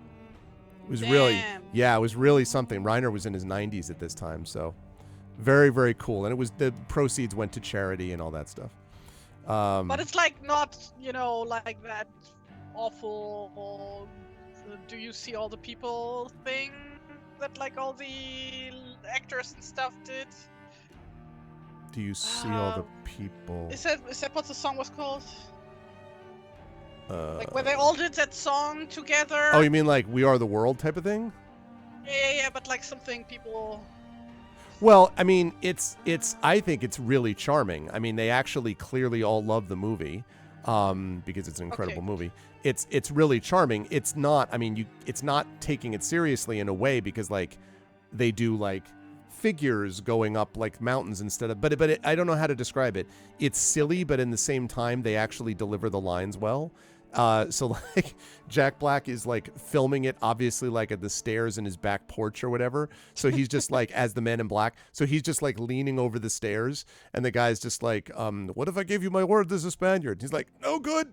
I've known too many Spaniards. Like, so he did the same thing with, like, putting in exertion. Very, very cool. Very nice. I do love Jack Black. Legit, the only reason why one of two reasons why I went to see the Mario movie was because of Jack Black. Yes, yeah. Yes. I had two other reasons, which involved two children that were interested. Yeah, it was something like that here too. It was like my boyfriend's little brother, who is like, how do you say that in English? Mentally handicapped? Is that the correct term? I don't know. Or disabled. Disabled. Yep. Yeah, he's like basically like he's in the mid-20s, but like he's mentally basically a 6-year-old. Oh. So like we took him to see the movie, and he was so excited. Aw, that's cool. Yeah. That's cool. It was kind of the most rushed of all rushed movie. Like, let's get every reference that we can to, get in there. Yeah, but not include Yoshi as a meaningful character. What the fuck? Yeah, I know. Well, listen, I saw two pop culture phenomenons of that and Honor Among Thieves, and I can tell you which one I thought was better. But, and the answer was not a certain Italian plumber, but it was fine. He's not even Italian. I know. I don't know what that was like the biggest lie I'm when from I found Brooklyn, out. Wait, he's not. Yeah, but so he can't be like. Well, I mean, you can be Italian and from. You Brooklyn can, at the but same time, it was but, not. like, I think he what isn't. people imagined. It's true. Like the whole Okay. thing was like, oh, sorry, yeah. Let's go on with the game That's before okay. I like That's okay. get really European on this channel for a second. Well, nothing wrong with getting European on this channel, but okay. Oh. So as you push through the undergrowth that surrounds the statue, we have a picture too. You realize it is set in a plinth in the middle of a small walled pond. The statue of an archer about to loose an arrow is made of bronze and is green with age. On the base of the statue is an inscription of some time obscured by dead leaves. Will you wade across the pond to read the inscription or jump across? All right, chat, I'm going to open this up. $ vote space 1 is wade across the pond. $ vote space 2 is jump across. While you're voting, feast your eyes on this. That is the statue that you see. Very nice. Totally not Robin Hood. Yep. I love the sort of the environmental, I guess that's fog around the outside. Yes.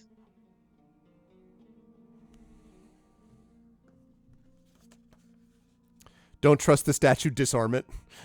Disarm the statue. Listen, I don't much like the way you're staring at me. You like his authentically unfortunate haircut?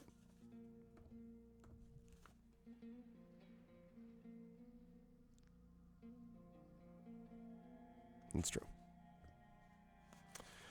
Okay, so it looks like we have 2 votes right now for reading the inscription and no votes for jumping across. $ vote space 1 to wade across. $ vote space 2 to jump across.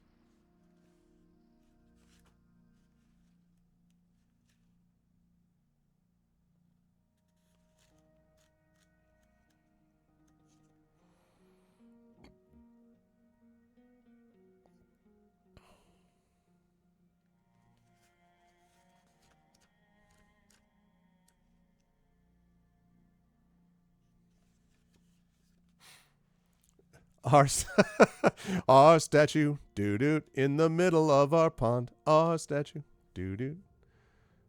POV, you were a safe.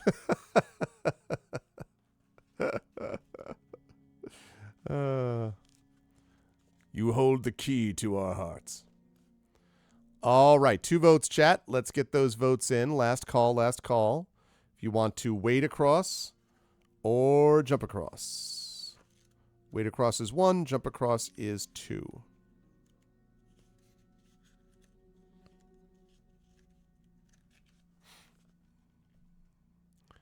Going once. Oh, okay. Going once, going twice.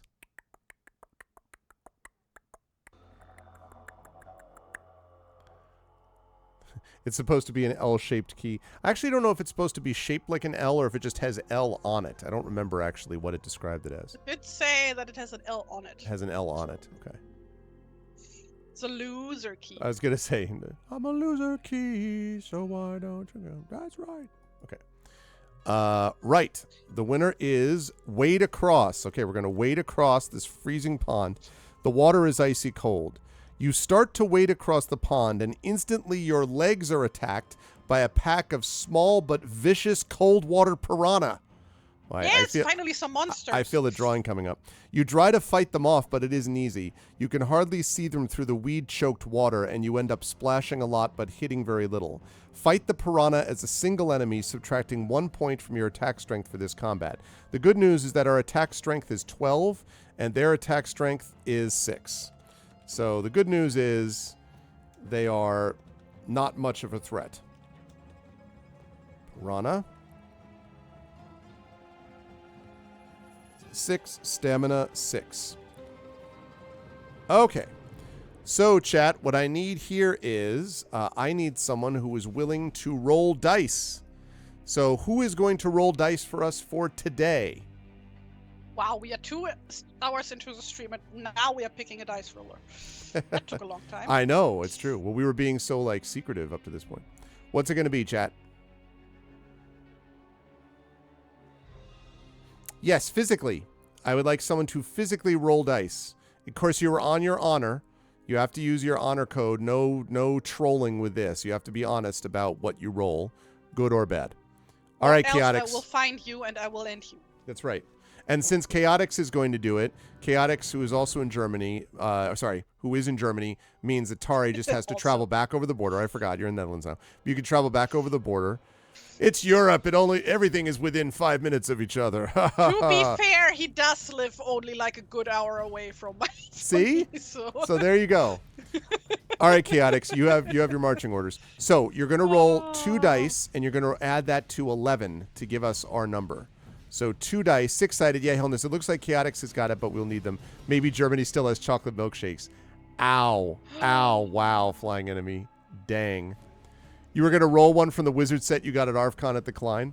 Well, I mean, it doesn't matter to me. Whether maybe you and Chaotix could alternate, doesn't matter to me.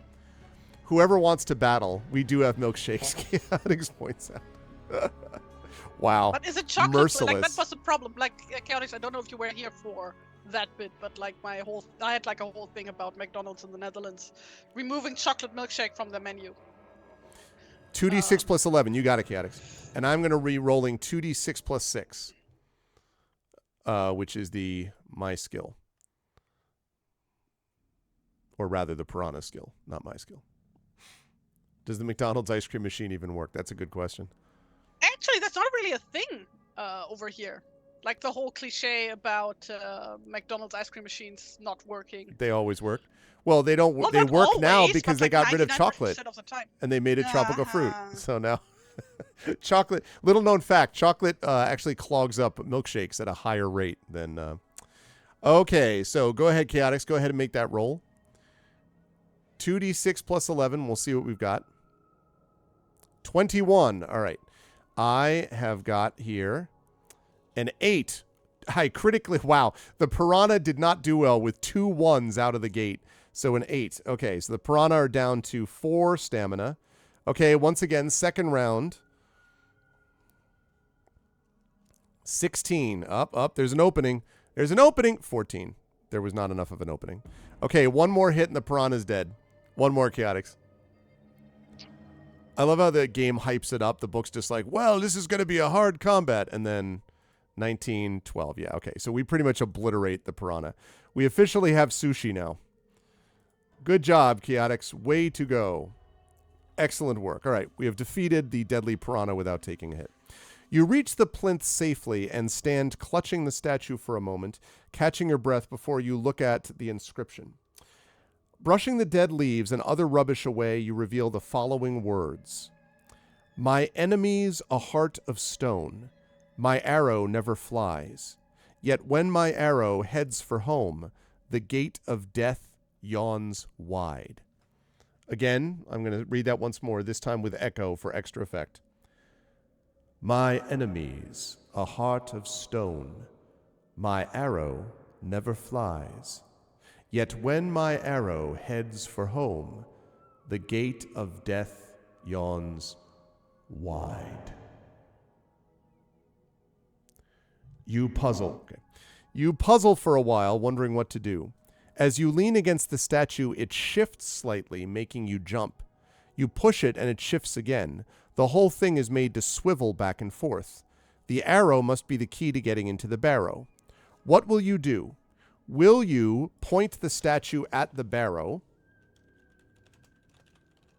By the way, good call, Chad. I thought we needed to go to the barrow for this, but obviously we needed to go here to open up the barrow.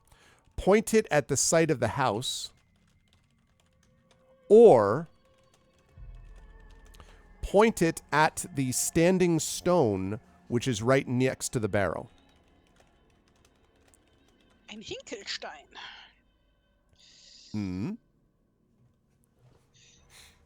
Menhir, I think, is the English term. Yeah, men, that's right.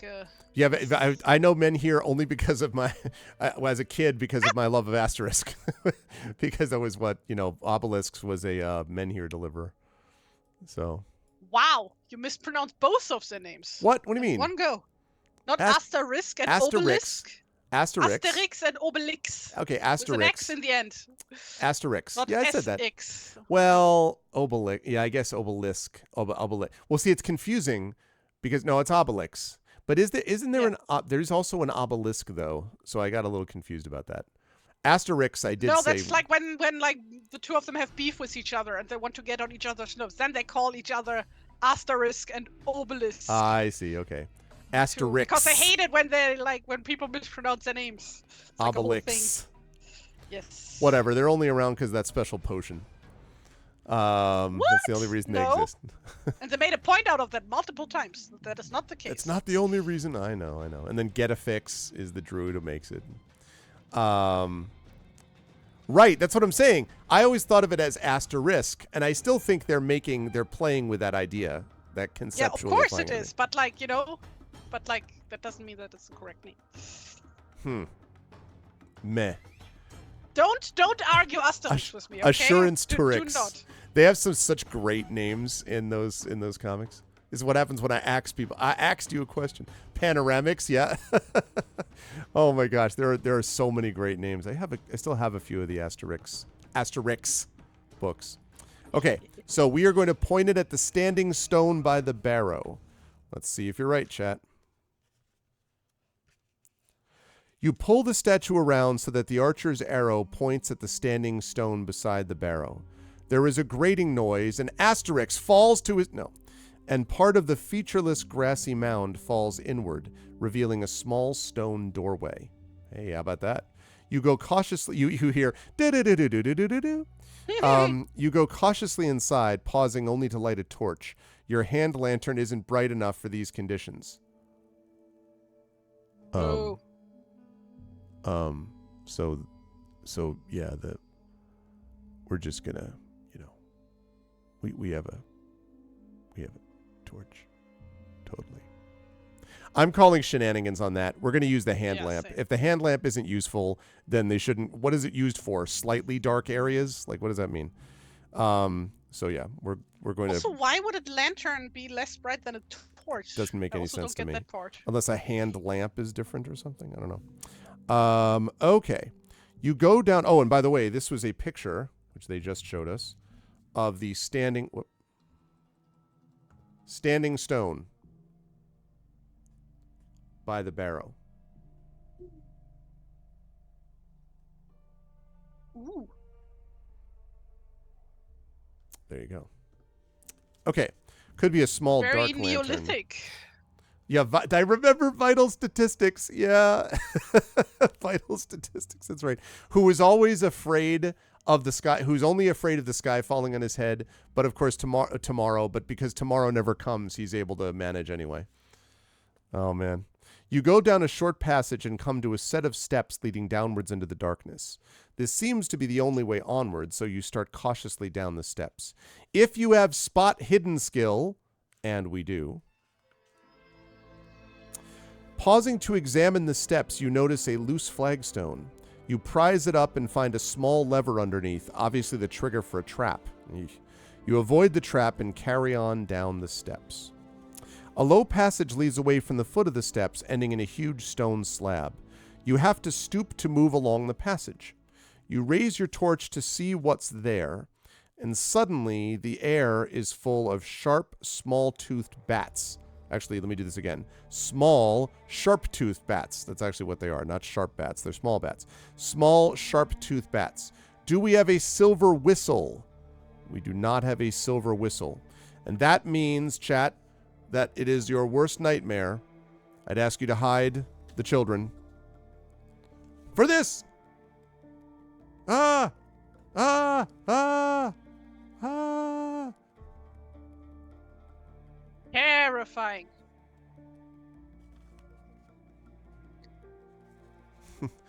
Redlear, what are you doing, Redlear? Redlear wants to inspire the children. I'm going to give you back your inspiration because the children must not be inspired. No, I'm just kidding. But that is funny. How are you doing? Yeah, screw children. It was a reflex. Listen, just because you're a dad now doesn't mean that you just react that way, okay? Let's have some discipline, please. Redlear, have you... this stream? I swear I'm not trolling you, Redlear. You know that I don't do this about this game. Have you seen the Starfield trailer? And do you have any thoughts about any other related games? Okay. So... First of all, Red Lear is a officer and gentleman, wonderful person, longtime supporter of the channel. Big Star Citizen fan, and so Starfield looks pretty good.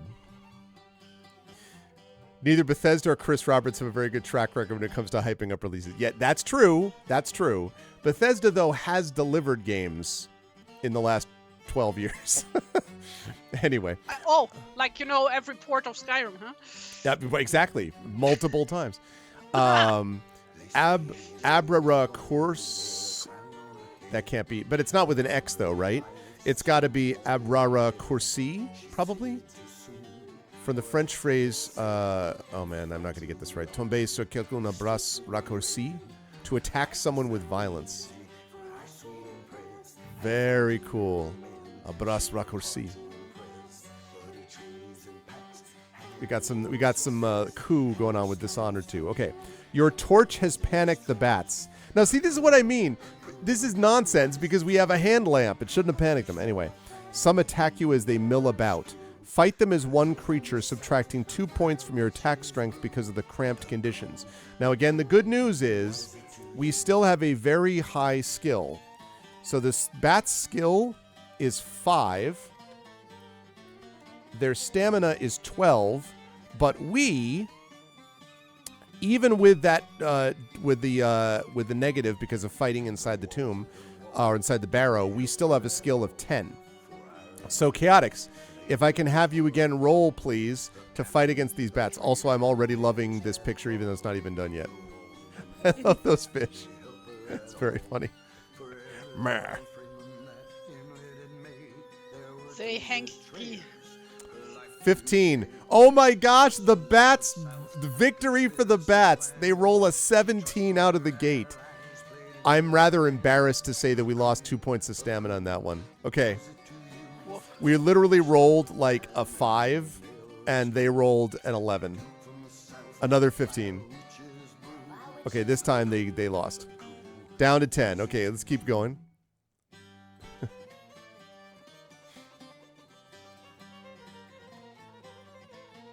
That's true. The community finished them. I agree. I don't deny it. I'm just saying. Okay, that 10. So again, we win. We are taking it to the bats. Yeah, bats usually are great, especially against mosquitoes. Oh, a 13, huh? Rolls a 16. We've been hit twice by these bats. Even though we have a 6-point advantage. Or 5-point advantage on them. A 20, however, they're not gonna defeat that. Okay, they're down to 6. If need be, of course, we've got our brandy. We could always take 2 doses of it to get right back up to where we were. I think if I were fighting a bunch of bats in a tomb, I probably would want some brandy, and I don't even drink. 21. 18 is not enough. Wow. I rolled 2 6s to go along with the 6. That's the maximum they could get. Still was not enough. All right. 4 stamina. 4 stamina left. Nothing like sipping on some brandy when I fight some hellbats. 16. They rolled twice in a row with the 6 plus 6. I rolled 2 6s twice in a row. My goodness. Yeah, we're going to have to take some kind of healing or health or something after this is over. 4 stamina, 12. We have a 12? Wow. This is embarrassing how much trouble we're having with these bats comparatively. Okay. We're at 11. We're still fine. They're down to 4.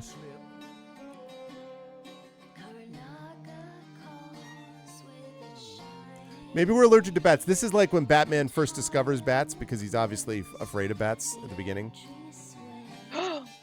They are no man because they are Batman. Batman. I'm Batman. I'm Piranha Man. All right, keep it up, Chaotix. We got 2 more rolls to make, assuming that we can get this job done against these deadly bats.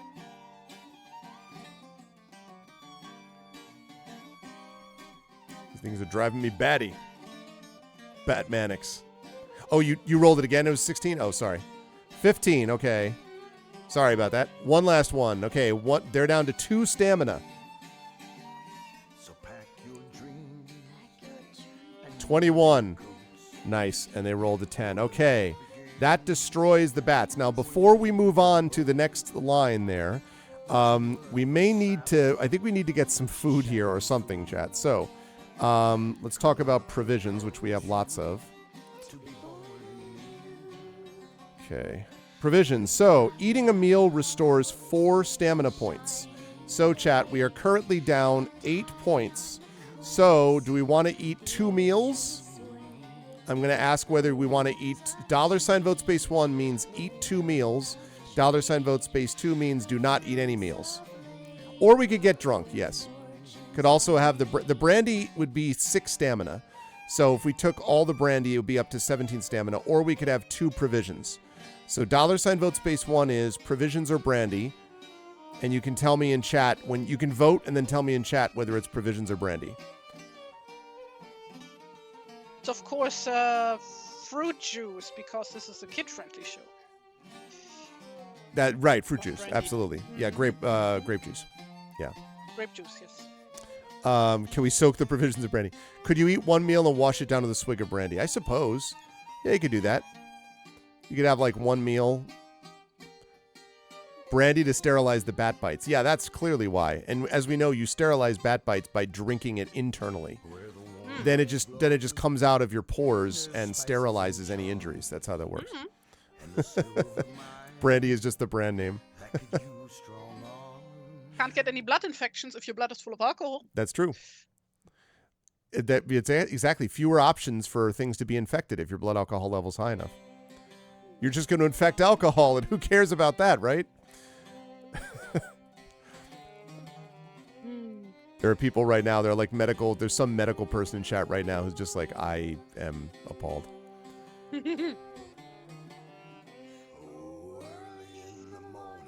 Okay, last call. Going once.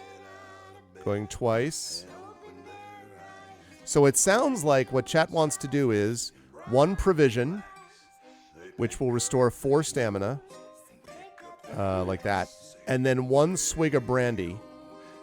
So now we have 2 doses left, and we are with 2 stamina each. Look good, chat? So we're at 17 out of 19 stamina. We have 2 doses of brandy. Now, provisions we can't eat during combat, but we could swig down brandy in combat. So if need be, we'll do this. It's like drunken master stuff, in the middle of combat. All right, so we did win. Victory. You reach the great stone slab at the end of the passage. It is immense, filling the height and width of the passage, and it appears to be at least a couple of feet thick. We do have spot hidden, which is super useful. So you look all around the side of the slab, trying to find some means of shifting it. This is using our spot hidden. After a few seconds searching, you find a hand-sized gap between the slab and the wall on one side, just the right size for a hidden catch. Will you feel for the catch with your hand or use a dagger instead? We do have a dagger.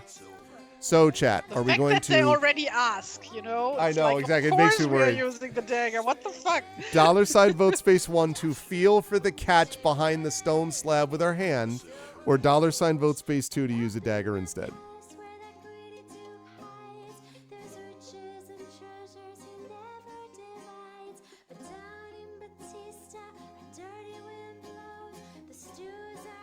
It's like when in D&D, the DM wants to put a basilisk in the scene, and it's like, are you looking the monster in the eye? No, of course it's a basilisk, so of course I'm not doing that. Mm-hmm. It's like, what do you expect from people to say? It seems like a rather obvious thing. Although right now we have Hilness who's YOLOing it, so we currently have a tie, apparently.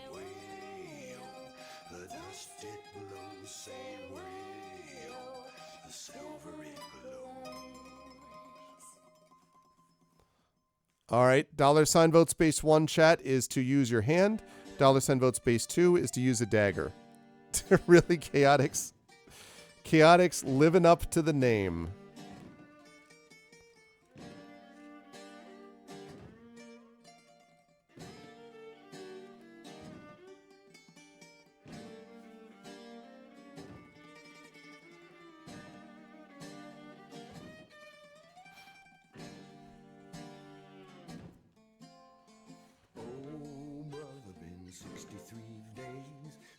water's been choppy, the well she sways. Can't keep no food down, can't find no sleep, 'cause the night is too dark and the water's too deep. 'Twas summer, I boarded this old wooden ship. Sun, she was All right, going Fire once, attack! going twice. All right. Hillness has voted, thanks to the Hillness change vote, we're using a dagger instead. So, what it says is, you can't reach with your dagger as you make the attempt. The blade is too rigid. Will you now put your hand in the gap, or will you try something else? Because you can also try to either force open the slab or look for a way around the slab. So basically your choices are, put your hand in the gap, force the door, or force the slab, look for something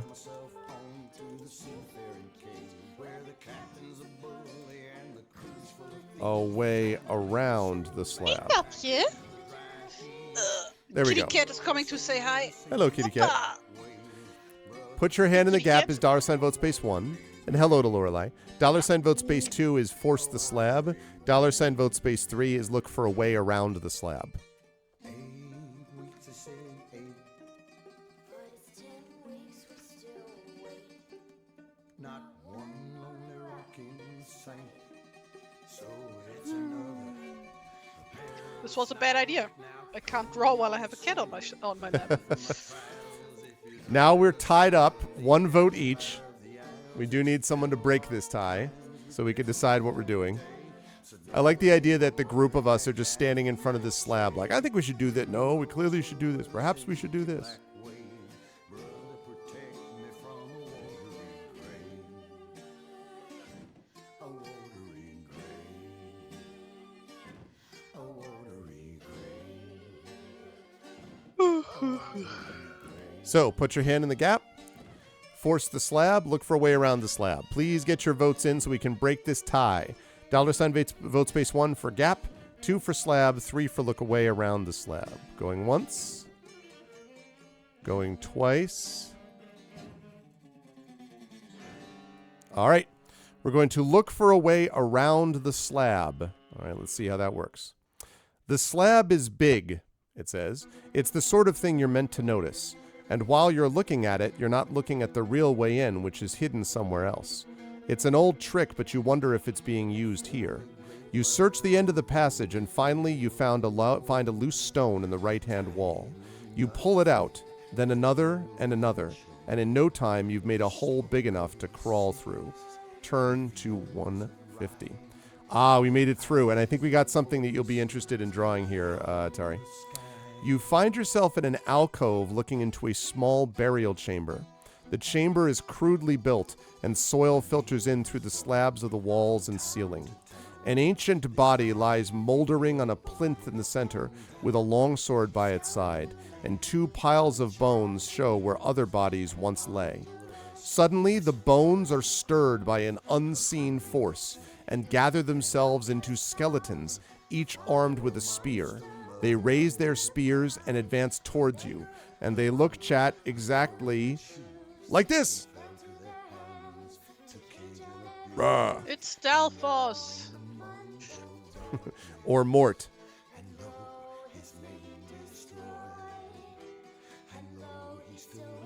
Charming fellas. Mm-hmm. They have a bone to pick with you, apparently. Ah. Got him. Okay. So the question is, chat. I are am thoroughly rattled. Yeah, very nice, very nice. Make no bones about it. They have special skulls, which okay. So chat, you can either stay in the alcove, that's $ vote space 1, or advance into the room to meet them.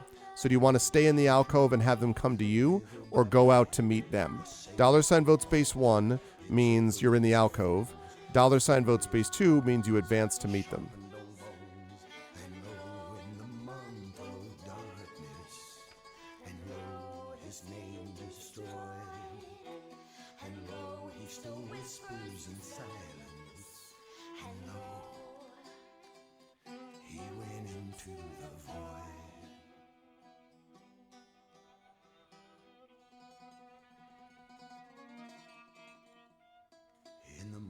hip bones connected to the leg bone. The leg bones connected to the shoulder bones connected to the arm bone.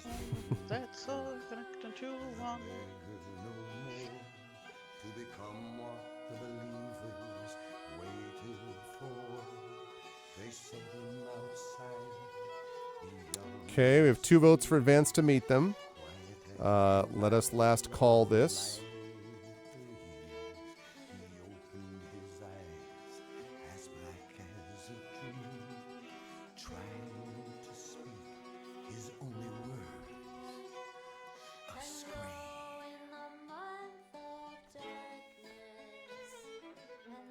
Last call. They seem to be up to some skullduggery. Well done. That's what I'm talking about.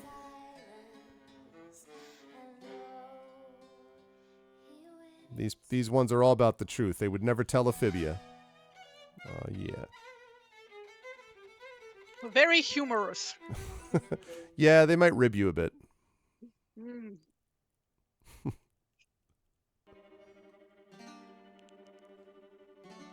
Outstanding. Okay, going once. Going twice. Oh, the vote is whether you want to... You're facing these skeletons. So the question is, flying enemy, do you advance to meet them or do you stay in the alcove where you are and have them come to you? So $ vote space 1 means you stay in the alcove. $ vote space 2 means you advance to meet them. There are indeed skeletons, yes. Whoopee scary.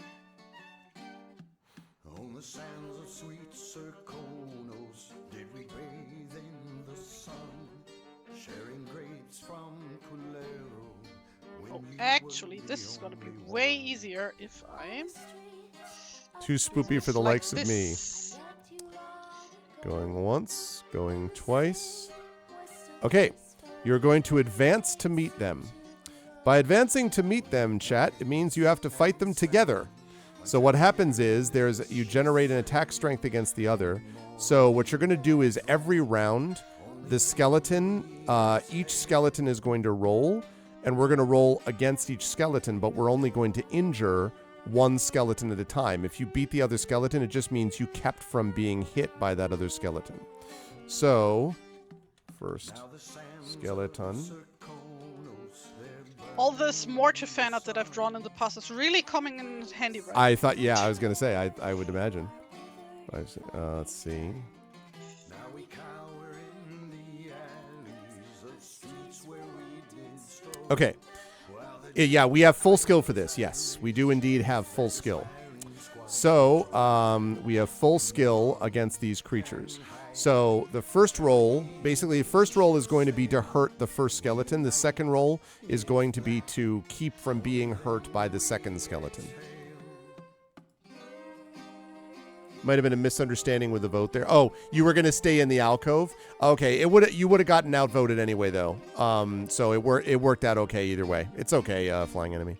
Normally, if you were in the alcove, you would have been able to fight them one by one, but not a big deal. Okay, so 18's the first one. So this needs a 12 to tie. A total of 12, not a 12 to tie. That's a total of 12 because I have the 6 already added in there. Okay, and actually what I should do is, because the second one is not the same, going forward I'm going to add the scores manually in my head because it'll be easier for both skeletons. So the first one, that means it got hit. Now the second one was an 18. This rolls a 7 plus 5 is 12. So that does not get hurt. It just means we don't get hurt. Okay, second round of combat. As we Jedi Survivor it multi-enemy style. Okay, 22, so it would need a 16 to tie. Does not get it. To be clear, it would not have been able to do that. Okay, and then the 18. So this thing is going to need a 13 to tie. As you might be able to imagine, that's not going to work. Okay, good. So next round, if we defeat this thing, then we'll be able to just fight the skeleton, the second skeleton, as normal. 23. Even with an 11, 17 is not as good as a 23. So this one's gone. And that leads us to the second skeleton, 14. So it needs a 9 to tie, a 10 to beat. It got an 11. It actually hurt us, man. Okay, well, the good news is that now this first skeleton is gone. So we're just fighting the second skeleton. So now you can just roll once each time, Chaotix. So it's got 4 stamina. You have to beat it twice. 19 plus 12 is 31. We are a little bit... wait, am I wrong about that? Oh, no, 19 total. Right? Did you roll a 9? You mean a 19 total, right? Is what you did, right? Because you added the skill together. Yeah, total. Okay, that's what I thought. That's what I thought. 19. Why is the skeleton giving me, like, does the spear make my butt look fat? vibes? What do you think about this? Okay. All right, so that skeleton got taken down. One more roll, Chaotix, please. Probably one more roll.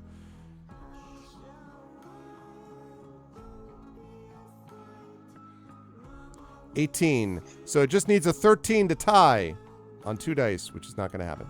All right, we have defeated the deadly skeletons. And that means everything is totally wait! The 2 skeletons crumble back into dust, hopefully for good this time, but you have little time to enjoy your victory, however, for the skeleton on the plinth begins to rise as soon as its 2 guards are destroyed.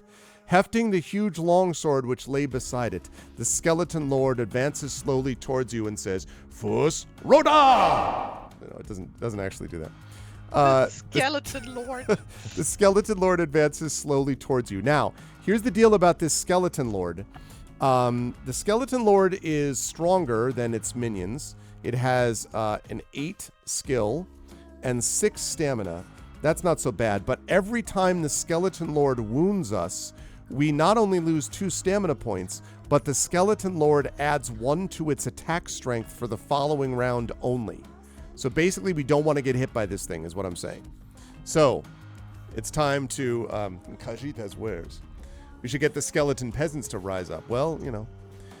So here we go. The skeleton lord. Skeleton war. Skeleton lord.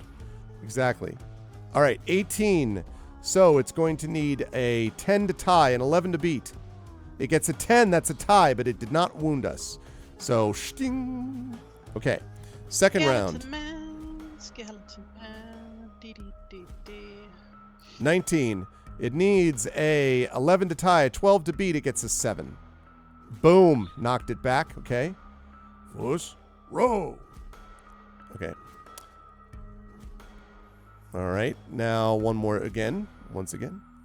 20. Do they all need to fight a skeleton lord? The breach, dear friends. This is quite a hazing ritual, right? Flying enemy? Okay.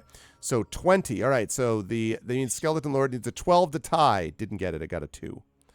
All right. It's down to 2 stamina. Ribs are hanging off it. It's been struck right to the marrow. Skeletor. You can't see me looking disappointed at the camera. So 18. 10 to tie. 11 to beat. Gets a 7. We have taken down the skeleton lord without being hit by it. We got hit by one of his minions, actually, but not by the skeleton lord. Okay, at last the skeleton lord is destroyed. You pick up his sword cautiously. Normally you would have trouble just lifting a weapon that size, but because of its enchantments, you can handle it as easily as if it were a fencing foil. Make note of its special ability on your character sheet, on your adventure sheet.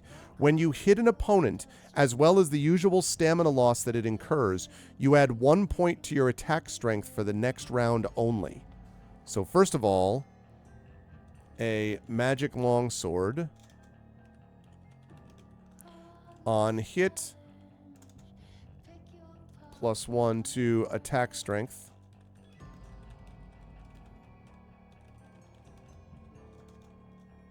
Nice. Okay. Oh, my marrow. Okay. Strapping the sword belt on, you search the chamber. You find an old bronze helmet. Now, it says add 1 point to your skill if you put it on, but we already have 12 skills, so you can't max it out. But it's not a backpack item, so we might as well put it on anyway, just because I think it's cool. So, a bronze helmet. Okay, and a polished stone axe set in an antler haft. There is no trace of the Eye of the Basilisk, and there's no sign of a way out. Inspecting the plinth, you find a symbol scratched into one side. So first of all, I will take the... I guess we'll take the stone axe because that also doesn't count as an item.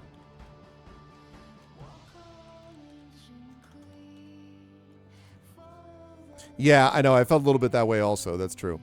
Now, it asks to turn to 102 if you have the secret sign skill. We do not have the secret sign skill. So it says the symbol is familiar, but you can't make it out. You wish you'd worked harder at learning the secret signs. This might be an important clue, and you have no idea what it means. If you have spot hidden, and we do... There's a manual laying just there to translate the thing. Exactly. You look carefully around the plinth and find a crack between the plinth and the floor on one side. It rolls back suddenly when you give it a shove, revealing a set of steps leading down into the darkness. You follow them down. You go cautiously down the steps. There are no traps this time, but as you reach the bottom, you hear regular heavy breathing coming from down the crudely cut rocky passage, which leads off in front of you. Advancing cautiously, you see an ogre, obviously supposed to be on guard, slumped asleep in the passage. If you have sneak skill, and we do, you step lightly over the sleeping ogre. It doesn't so much as twitch, .tv/Arvinelon, and you carry on down the passage. Oh yeah. At the end of the short passage is a great iron door. It is as high and wide as the passage itself, and one look tells you that you would never be able to break it down. There is a keyhole in the door, but you realize that the lock on a high-security door like this would be very difficult to pick. Beside the door is a hole in the wall containing an iron key on a hook and a small, brightly colored scorpion. The scorpion does not move, but you know that if you try to take the key, there's a good chance it will strike at your hand. Now it says, will you try to take the key? And if you have pickpocket skill, it gives you like a further option, but we do not have pickpocket skill. So, will we try to take the key, or will we try to pick the lock? So, $, vote space 1 is take the key, try to take the key. $, vote space 2 is leave it alone and try to pick the lock.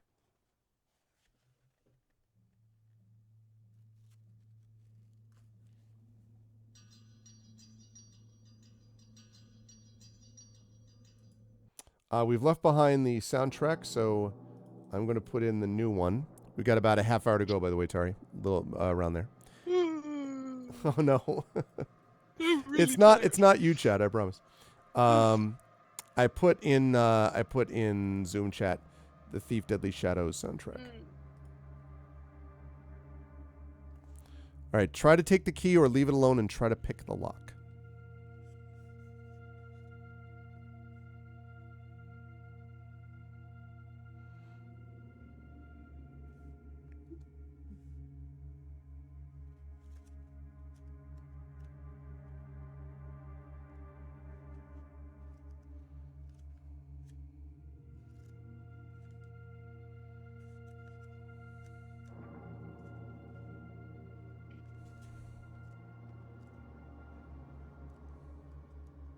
To be perfectly honest, I think I'm kind of drained for today. Oh, okay. As far as drawing is concerned.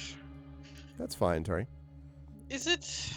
It is fine. It is totally Okay. fine. Yes. Does that mean you have to go, or can you hang out with us? I can hang out. Okay. Just a bit, like I said at the beginning of the stream, very brain fried today. That's totally Or fine. more so than usual. Thank you rather. for the cheers, Dragon. Dragon Spear rocks 300 cheer. Your first choice was give snacks to the scorpion. Sorry, Red Lear, that was not a Me snacks. given option. You could give, that's right, you give Tari snacks if you want. I want snacks. What are the snacks? That's true. What kind of snacks? Yeah, you can't use your longsword to take the key, unfortunately, flying enemy. That would be too logical, I think. All right, going once. Going twice. All right, we're going to attempt to pick the lock. So, going to pick the lock. It says, if you have pick lock skill, and we do, roll 2 dice. All right, Chaotix, could you roll 2 dice for me, please, sir?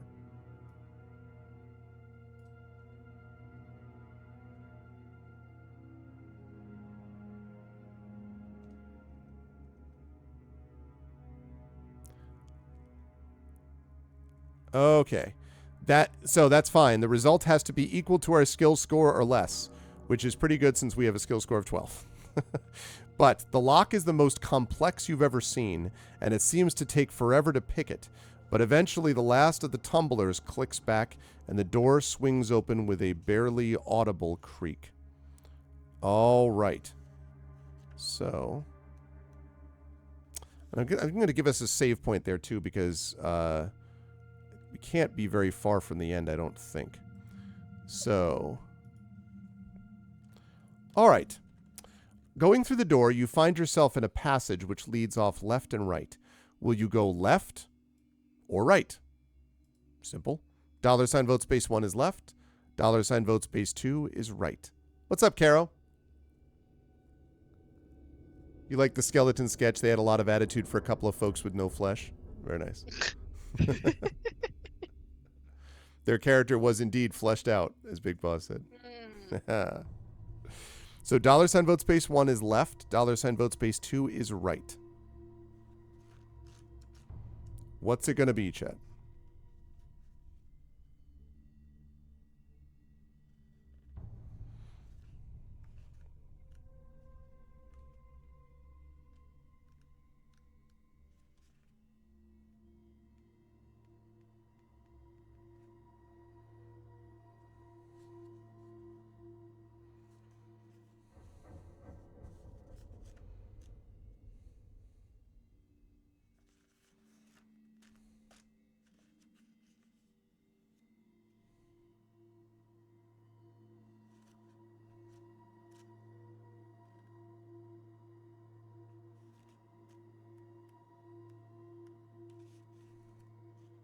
What does a skeleton lord wear?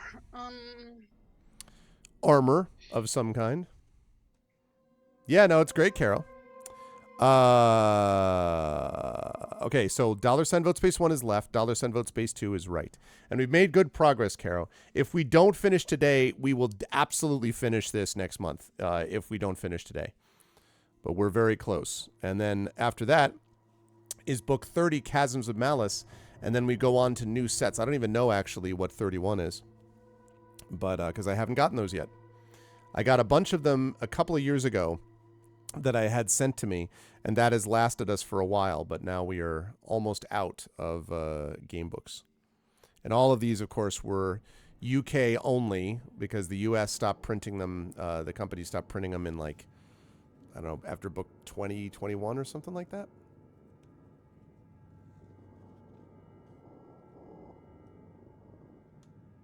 Oh, Lamplighters League, nice. A lot of good games coming up there. Lamplighters League, I think Avowed looks really good. We were talking about on the Speculate meeting last night about On Guard, about a woman swashbuckler who tries to overcome tyranny. Starfield looks great. There's a lot of good stuff there. It has gotten quite bright in here. Luckily not here, which means that it's gonna cool down now. which is positive. Next big game of 2023 is Final Fantasy 16. Well, mine, I don't know yet, actually. I mean, once I finish Jedi Survivor, next up I think was Styx Master Shadows, but it depends a little bit on what happens with Starfield. Because Starfield's in September, and I may very well play that, because it looks quite good. Okay, let's break this tie, chat. Let's break this tie. Also, Clockwork Revolution looks potentially good. I can't get a real feel for it yet, but it looks possibly quite good. $ vote space 1 for left, $ vote space 2 for right. Let's get this last vote in there, chat, please. Agreed. Yeah, totally, Illness. And then next year you got the Final Fantasy VII Rebirth.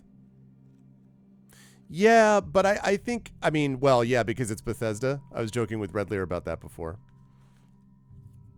So, what is this about Final Fantasy Rebirth? Because didn't they just remake Final Fantasy VII? They did, like but a only year the ago? first third of it or so. They only got that way through. In fact, this one covers, I think, the next, like, almost all of, like, everything but, like, the last quarter of the game, and it's on 2 discs. Which, when's the last time you heard of a Eh. modern game that comes on multiple discs, you know? So, Well, first of all, it's on discs, so well, I mean, obviously you can download it too, but it just suggests there's a lot of them, so. yeah, but like, so That's interesting, is Rising it even Tides, yeah. gonna be fitting on any of like the standard like console hard drives? Really, if it needs 2 full fucking discs? I don't And, know like, what you even, mean. like- It's not like I had to clear off most of my games to fit Jedi Survivor, which was like 86 gigs or something ungodly. What is wrong with developers? I don't know. Jesus It's really Christ. it's really freaking ridiculous. So the prologue that's playable in the demo, I got to check some of these things out. See, I'm trying to get caught up with stuff so that I can play a couple of like games, not on stream, but just sort of like chilling. I have some more reading I want to do about I've been having so much fun reading about Renaissance Venice's cryptography and like spy system, their big espionage system. Did you know, Tari, that the Renaissance Venetians actually had an entire floor of one of their palaces dedicated to cryptography? I did not know that. And what is cryptography? Cryptography is basically the decoding of code. It's basically decoding. It's basically determining what codes are and unencoding them or re-encoding them. And Venice, I mean, I always knew that Venice did not have a, incredibly impressive military. They had a good navy, but they were not where they were because of their military power. They were there because of their economic power. What I didn't know is that their economic power is driven, at least in part, based on their exceptional intelligence into other nations. And they had a whole council of 10 that supervised it and the whole thing. It was very cool. That is really cool, actually. So, okay, we're going to close that down. Right. So I I have don't more of that actually know reading to much do. about Venice, so. Very, very interesting city. That's what I based Corel in Greyshade on, is based on Renaissance Venice. Very interesting city in a lot of ways. Okay, so we have decided to go left. All right. You got it, Big Boss. Not as much Heretic research. Actually, the city that Heretic takes place in mostly is more loosely inspired by. I'm not saying based on, okay? Same thing with Corel, because Corel is not a city with a bunch of canals, which is obviously what Venice is. But it was inspired by Renaissance Venice. The city that's really the focus of Heretic is really inspired by Constantinople. So. It's Istanbul, not Constantinople. Yep. Yeah, it's pretty amazing, Rising Tides. It's wild. Okay, so we are going left. You follow the... Oh, boy. Did I do this the right way? Oh, no. I completely lost my page. Wait a second. Okay, this... Okay, yes, good. Found it. You follow the passage for a little way before it opens out into a small chamber, apparently once a storeroom of some kind, as it is littered with all kinds of debris. As you move cautiously across the chamber, you are struck down from behind by a flying chair. Lose 1 stamina point. The chair flies at you again as you pick yourself up. Test your luck. All right, Chaotix, I need you to roll 2 dice. We're looking for a 9 or less, please. Is this Secret of Mana, or what is that? I know, right? Or Poltergeistville world. What? The power of Poltergeist. Flap, flap, flap. Is that a reference, or? Poltergeistville? Is that a... No, I mean, I was just saying Poltergeist. Like, just like in general. In general, and it was Ville. I see. I wish there was a reference. I could be like, yeah, Poltergeistville, town, shop, place. All right, Chaotix, if you're still there, are you still there? If so, we need a dice roll, please. If you are still there. You did it. If you are still present. Oh god, now I'm gonna have that fucking song stuck in my head again for fucking week. Dun, dun, dun, dun, dun, dun. It's like, okay, so, like that band, right? They Might Be Giants, right? That's the name? Mm-hmm. They're like not even remotely known over here. Besides from like that one, like for people who like grew up watching like TariToons, Mm-hmm. where like they had like a song or two in there. And it's like I don't even know how I learned about this song, because like this is not something that we play on the radio here, or that it's like otherwise known at all. Well, originally, like- it's not even them. Originally, it was a song that was like either the Beatles. I can't remember who it was. Oh, no problem, Chaotix. Just we're doing a dice roll to see if we're going to get hit in the face by this chair. I thought it was the Beatles or somebody else. I actually have seen They Might Be Giants because they came to the University of Connecticut, which is my alma mater. UConn got them. I saw 10,000 Maniacs, which was Natalie Merchant. I saw Arrested Development there. I saw Diggable Planets. Bob Dylan came to UConn. So they got some good people. Yeah, 2d6. 2d6, and we're just trying to get 9 or less. We're testing our luck here.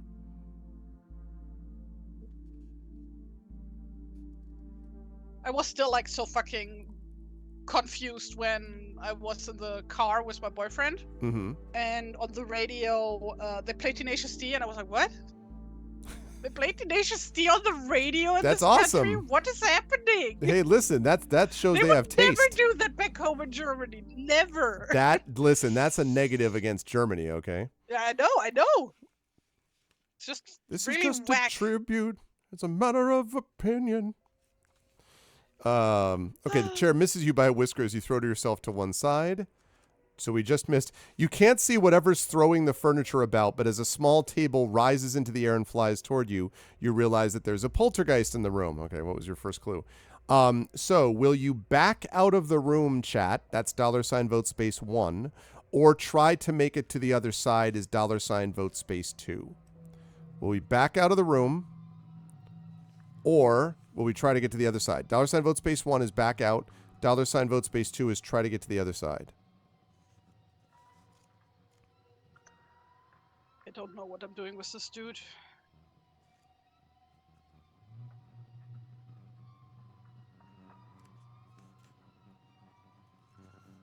When in doubt, just add random chains, I guess. That makes everything look more spooky or something. Ooh. Did you give him his huge longsword that he was using to attack us with? It's under his robe. Why don't you put the brandy over it? All right, just put the brandy over the top of it. This is like montage. Tari's first time having some kid commission something for a convention. I wanted to have this with it. You're like, oh. Oh, man. Okay. Luckily, I have not had problems in that direction so far. People are just like happy to, like when people like commission art at conventions, they're just it's mainly to see like somebody in action, basically. I think that's like the vibes I get. Like, whoa, like a real artist person type. Oh, it's amazing. I something. agree. The skeleton looks like it needs to pee. Thanks, Sarah. Okay, going once, going twice, and all right. So you've decided to make it to the other side. Okay, so the poltergeist attacks you 3 times as you cross the room. Now the thing is, the poltergeist can't actually be hurt. So it has a skill of 6 and a stamina of 0. But what happens is, if our attack strength is higher, we've merely evaded the missile of the poltergeist. If the poltergeist has an higher attack strength, you lose 1 stamina point. So we have to fight 3 rounds of combat as we like serpentine across the room, right?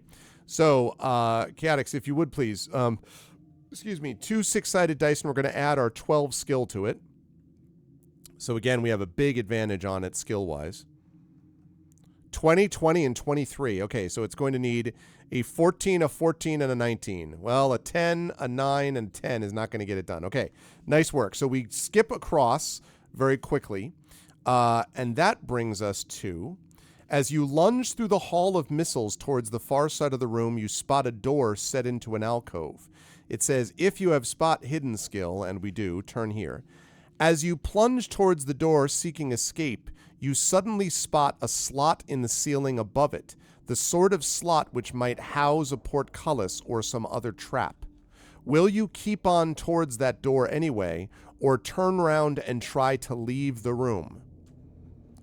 So, $vote space 1 means we keep on towards the door even though we spotted this like slot above it. Or $vote space 2 means we turn around and leave the other way.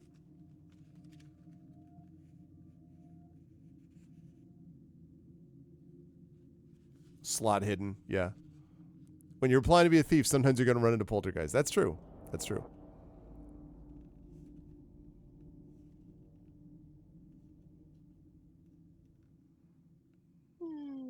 Vote 1.5. Sorry, Chaotix, 1.5 is not a valid option. Well, listen, you have to take that up with Effect Life.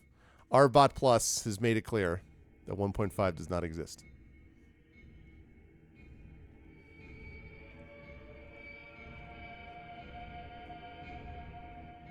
Yeah, no pressure. Oh, he's like, hey guys, what you doing? I'm going to hurt you. I'm a skeleton lord. My name is Bob, Billy Bob, Skeleton Lord. Is that chewing gum? Can I have some?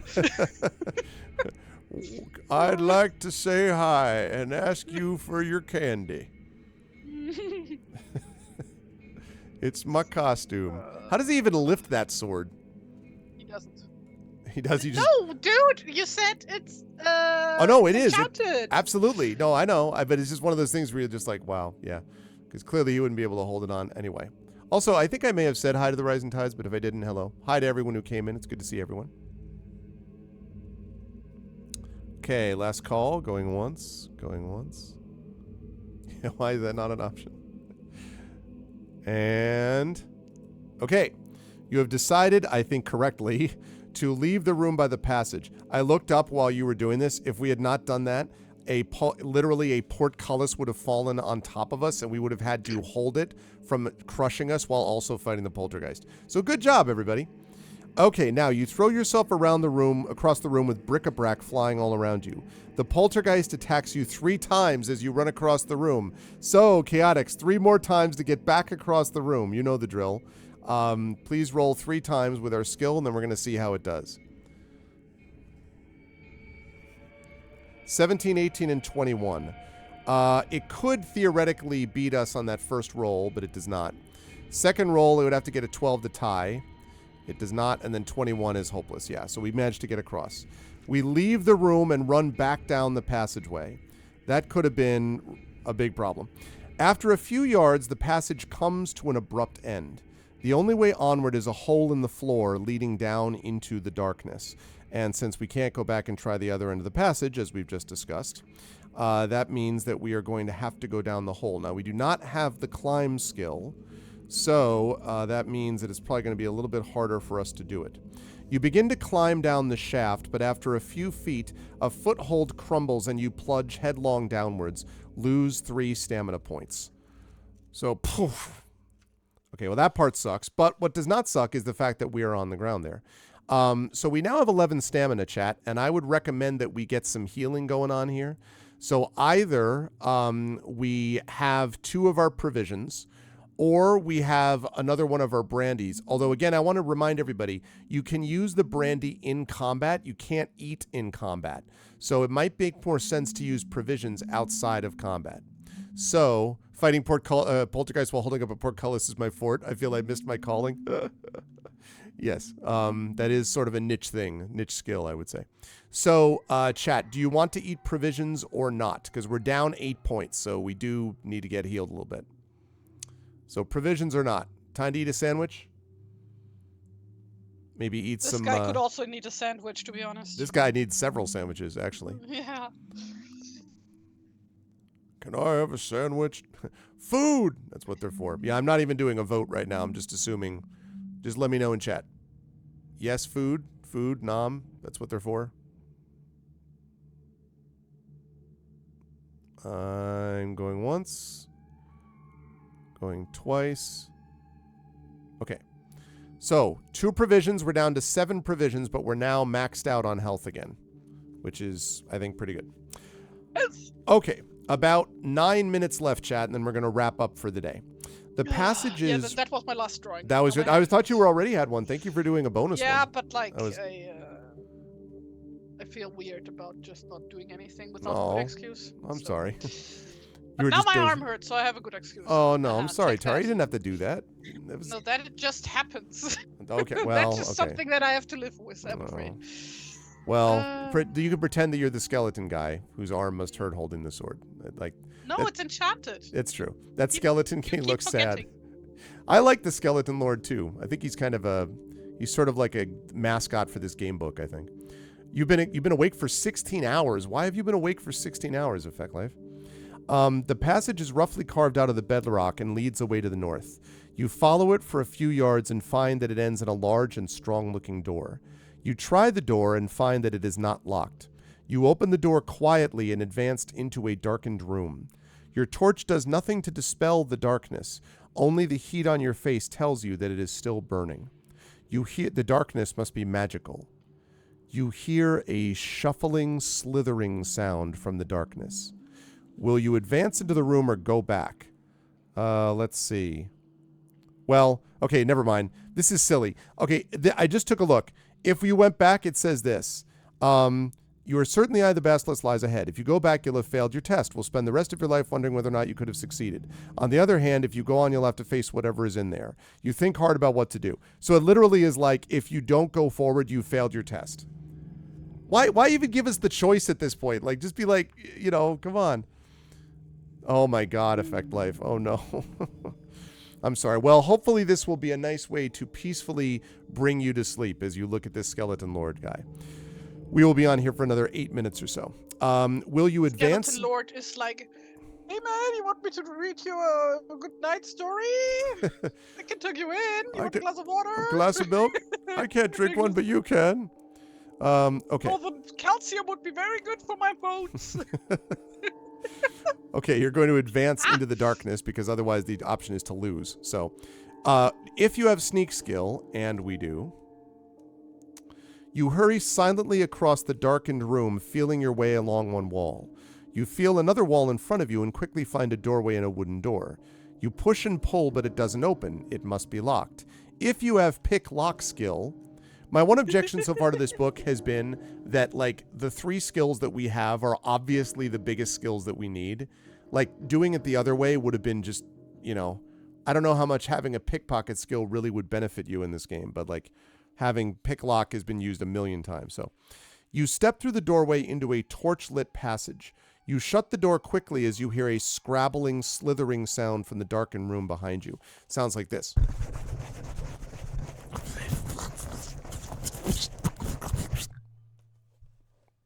Sorry. Charming. There you go. So that was an approximate. I do it.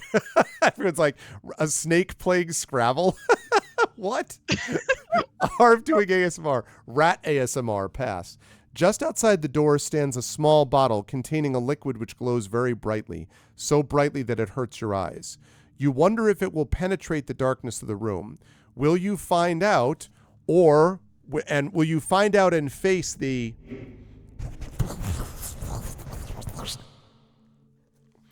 Or will you ignore the bottle and carry on up the passage? It's cranium rats, isn't it? It's cranium rats. $ vote space 1 means you take the bottle back into the room to face. $ vote space 2 means you carry on up the passage. Carry on my wayward son. There'll be peace when you are gone. Lay your weary head to rest. Don't you cry no more. Boom, boo, doo, boom, boom, boo, doo, boom. Doo, doo, psh, doo, doo, psh. Ooh, a little warning so that you guys back home are not gonna have a heart attack upon seeing me next Shire Adventures. Lord of the Rings role-playing session. I do not have the green background anymore.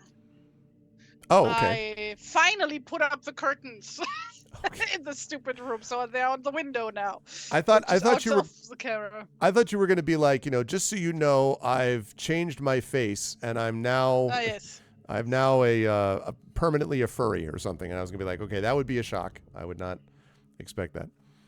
I don't think most fairies permanently change their faces. Well, that's I think why I it's would more be shocked. costuming. I know, that's what I'm saying. That's why I would be shocked. You know? Now you have an earworm. Okay. So going once. Going once to face the or going on down the passage.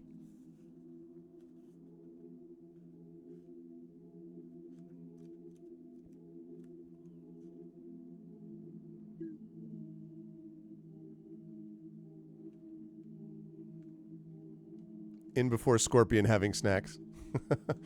All right. So you're going to try to find out. Okay. You open the door and throw the bottle into the darkened room. It breaks against the floor, and its contents spill out, dispelling the magical darkness and lighting the room brightly. If you've killed the monster in the room, and we have not, then turn here. As the light floods the room, you see the monster clearly for the first time. A large golden brown lizard, chat. Does any fantasy fan here know why a large golden brown magical lizard might be kept in a room filled with darkness? He asked. Its huge yellow eyes focus on you, and you realize that it is, I will wait for chat to tell me what they think it is. A seahorse. Yes, no, it's not a seahorse. It is a so basilisk Oh. whose gaze is deadly. We must test our luck. All right, Chaotix, it's up to you. We need to test our luck. Roll Basilisks two aren't six-sided even dice, lizards. please. They are part chicken, part snake. Now, this describes it as a large golden brown lizard. You could take it up with the author of this book, Graham Davis. Yeah, I will challenge him to a fist fight at the bicycle racks behind the school. You know nothing about basilisks, Graham Davis, and you'll pay for your loss. Okay. I will hit him with all the books that I have that show that a basilisk clearly is. While telling him what's in the chicken. books. Does it Well, like yeah, snacks? because they're all in German and in Dutch. So. Oh, well, there you go. That's like snacks. No, but it may like snakes. So we were just lucky. And so it says, you avert your eyes just in time and leave hurriedly, following the passage to 252. I like the idea of leaving hurriedly without closing the door behind you. Like, wouldn't the basilisk be like, and then comes after you? Yeah, actually, wait a minute. That's right, actually. Flying Enemy's right, Tari. A cockatrice is the thing that is the part chicken, part snake, blah, blah, blah. In English, not in German. In Oh, German, okay, that is well, a basilisk. Listen, as we've established, the Germans don't even freaking play Tenacious D on the radio, so, I mean, how seriously can we take you? Know what I'm saying? I at you. You say this only because you know it's true. Okay. That's going to lead us to this chat, and this is going to be, so we're not quite done, but I think next time we'll be able to finish this book and start the next one. So, but I will just read this description because I think this will be a good sort of cliffhanger to end on. You follow the passage for what seems like miles as it winds onward. Finally, you see a light in the distance, and approaching cautiously, you can see that the passage opens out into a cavern, which is empty except for a lighted torch which hangs in an iron bracket on one wall. On the far side of the cavern, another passage leads off into the darkness. You cast a long shadow in the torchlight as you cross the cavern. It seems to move with a life of its own, but you tell yourself that it's only your imagination. But you are wrong. Before you can reach the other side of the cavern, your shadow dances along the wall in front of you and suddenly climbs down off the wall, becoming a solid, shadowy being as it moves to attack you. And what it says is you can either fight it or run away before it can attack you, douse the torch / the hand lamp that we have, try to avoid casting a shadow, or try to disrupt your shadow. What will we choose to do? We'll find out next time in the epic conclusion of Midnight Rogue. Aw, yeah. Good stuff. That was actually a really fun session. It was good times. So we ended up with 19 out of 19 stamina. We've got 7 out of 9 luck, 47 gold. We have 7 provisions. We have a +1 longsword. I think we actually forgot about that longsword. Well, no, because we don't actually hit the poltergeist, so that's why it doesn't matter. Yes, forgot about that. So we got a magic longsword. We got the bronze helmet from the guy, the very friendly guy that you see on your screen right now. We also got a silver paper knife. We opened a safe. We managed to find where the gem is, although we haven't found the gem yet, but we at least know that it's somewhere here. And we are in pretty good shape, I would say, No Man Greyblade, if we can survive against this shadow. So June 13th.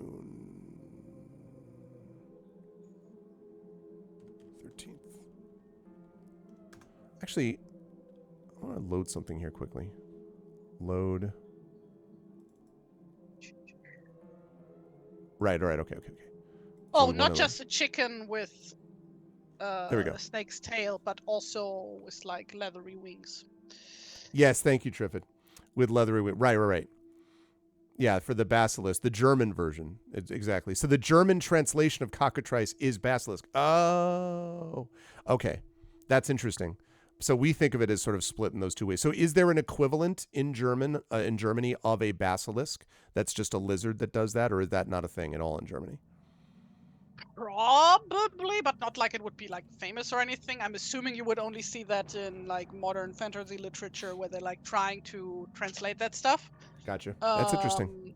To differentiate it, but like I don't think at least historically speaking, I don't think there ever was a differentiation. Interesting. So yeah, because I knew, I sort of grew up learning about that stuff from a D&D point of view where you had 2 different creatures. Interesting. Well, but D&D gets like a lot of shit Oh, I wrong know. about like mythology Obviously. and folklore and stuff like They that. get all kinds of things wrong, I know. So like spoilers, kobolde, like they are not little dragon people. They are just little people. Like, oh, really? Oh, man. Wait, you didn't know that? I didn't. I thought they were. No, I didn't know that there was It's just another. a type of like dwarf or a house elf or something. You know, like Dobby from Harry Potter. Oh yeah. No, I kobold. understand. I understand the reference. I just didn't know that they would have been called as a kobold. Like that would have been It's the just term. a German word. Interesting. I did not know that. Like that's why. Oh, I remember first getting into D&D and being horribly confused about this. Like when I went, huh? Okay, these are supposed to be kobold, but like. Very funny. Why do Dragon. they look like that? What is happening here? So like. Right. What if a basilisk flies from Germany to Holland? How would the news reference it? See, that would be the. Yeah, I'm actually trying to check that. I'm checking one of my Dutch books about this kind of stuff. So. While that's happening, though, I will say this is your chance, chat. Please get your votes in for the final vote for the Chat Chosen Game of the Month. If you go here, and thank you for the reminder, Triffid. If you go here, you can get this. It is a choice between either Metal Gear Solid 1 or PID, which is a puzzle platformer, or The Pale Beyond, which is like a cross between Frostpunk and like The Forest, kind of. Like it's sort of a survivalist game from what I can tell. And I'm going to be playing that in 2 weeks. Actually, I will be in 2 weeks. I'll actually be in Seattle. So I will be there using my remote setup. Because next week, we're going to be doing some Shire... No, wait. Or is that Shire Adventures? No, I'm doing this next week. I take that back. I'm doing this next week because I think Shire Adventures is in 2 weeks, I believe. I have to double check and confirm, but I think that's right. Oh yeah, I'm pretty sure that's the end of the month. Okay. Like, what is that, 27th or something? That would be the 27th. Okay, yeah. So then we're playing this next week. So the D&D kobolds are an invention. Yeah, no, I mean, that doesn't surprise me.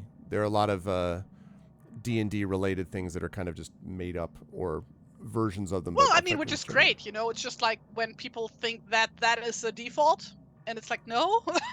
Not the default. Not the default, not even close. Okay, so show us what amazing drawings you had today. So first of all, we had this dude. All right. Fine, I'll put my stupid history books away.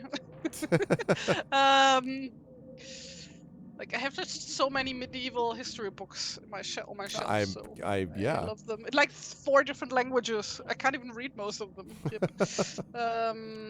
Okay, drawings, sure. I have to. That was like the warm up. right? Was getting the Just, keys, the right kind of keys. Then the inventory, With which totally, changed while I was drawing, is yeah, I was gonna say totally Brandy as intended. I love the fact that it's also got it looks like a poster. It's so funny. I love that. And then POV, you were a safe. This is when we figured out how to use a key for one lock and pick the lock with the other, which is pretty amazing.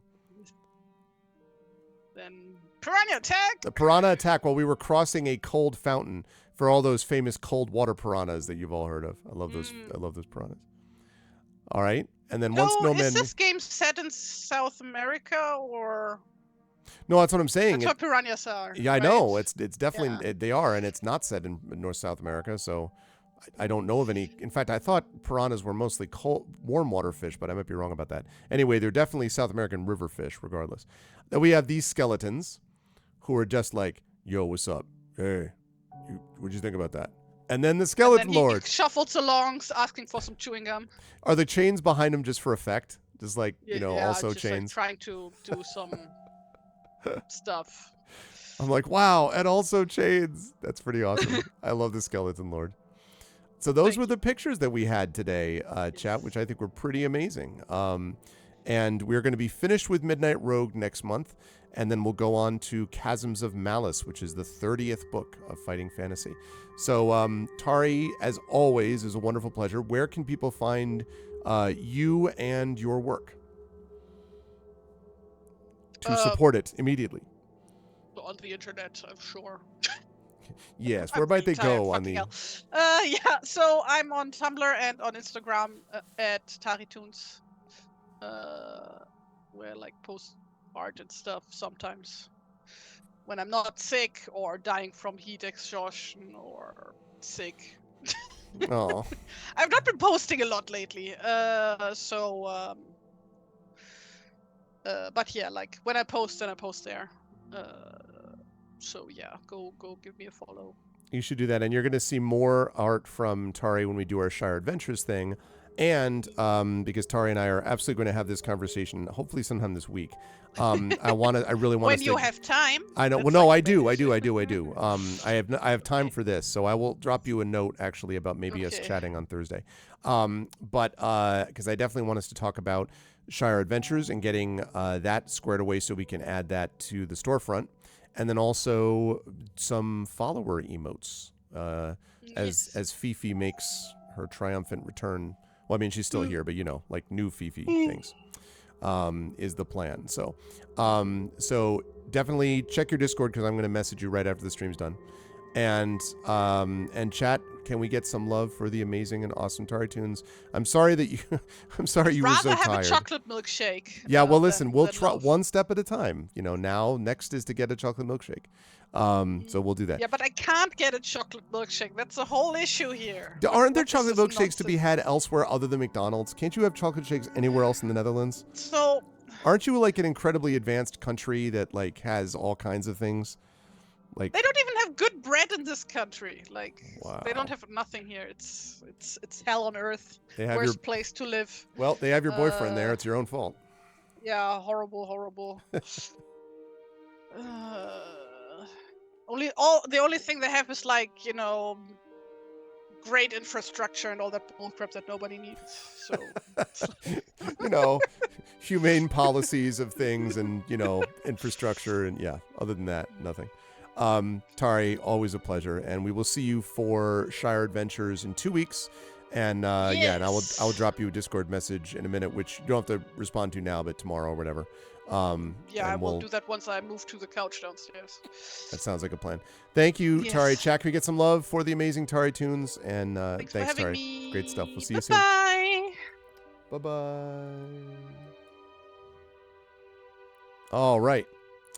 Great stuff, as always. I'm always a huge, huge fan, as I've said many times, of the work that Tari does, and really makes these special, in addition to just having fun with chat playing through things. So, yes, No Man Greyblade, the legend of No Man Greyblade continues. Okay, so last but certainly not least, chat, what we have to do now is finalize this. So, again, next game which is if you type in next game, you can get your votes in because we're going to close this down in like 2 minutes because I want to, I got to rise up and get ready for my stream at 4 p.m., which is going to be the last Chained Echoes for a while over on GogCom's Twitch channel with Pen and Pixels. For video game stuff, I've got another video game I'm going to be trying over there. I'll come back to Chained Echoes at some point, but honestly, I love the game and everything, but I just don't want to keep playing for another 80 hours doing nothing but Chained Echoes. So soon we'll do something else. Yes, No Man Greyblade, legally distinct. Yes, indeed. High definition cam shows the pores on my nose.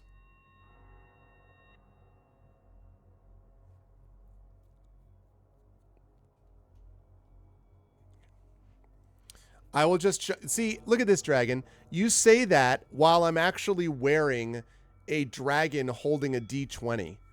That's the kind of guy you are. You don't even like wait. You don't even see it. You just immediately put in the mock, you know? YouTube link? What? Watch this now? Ah, what? Where? What? What happened? What's this?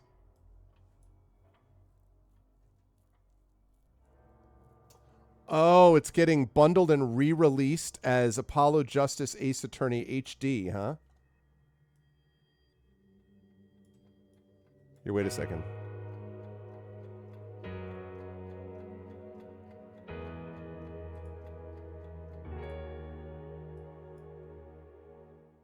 Objection!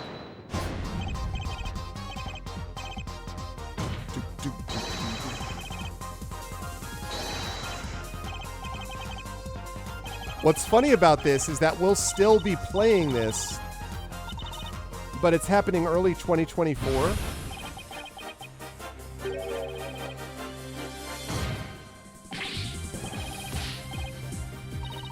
Oh, Dual Destinies.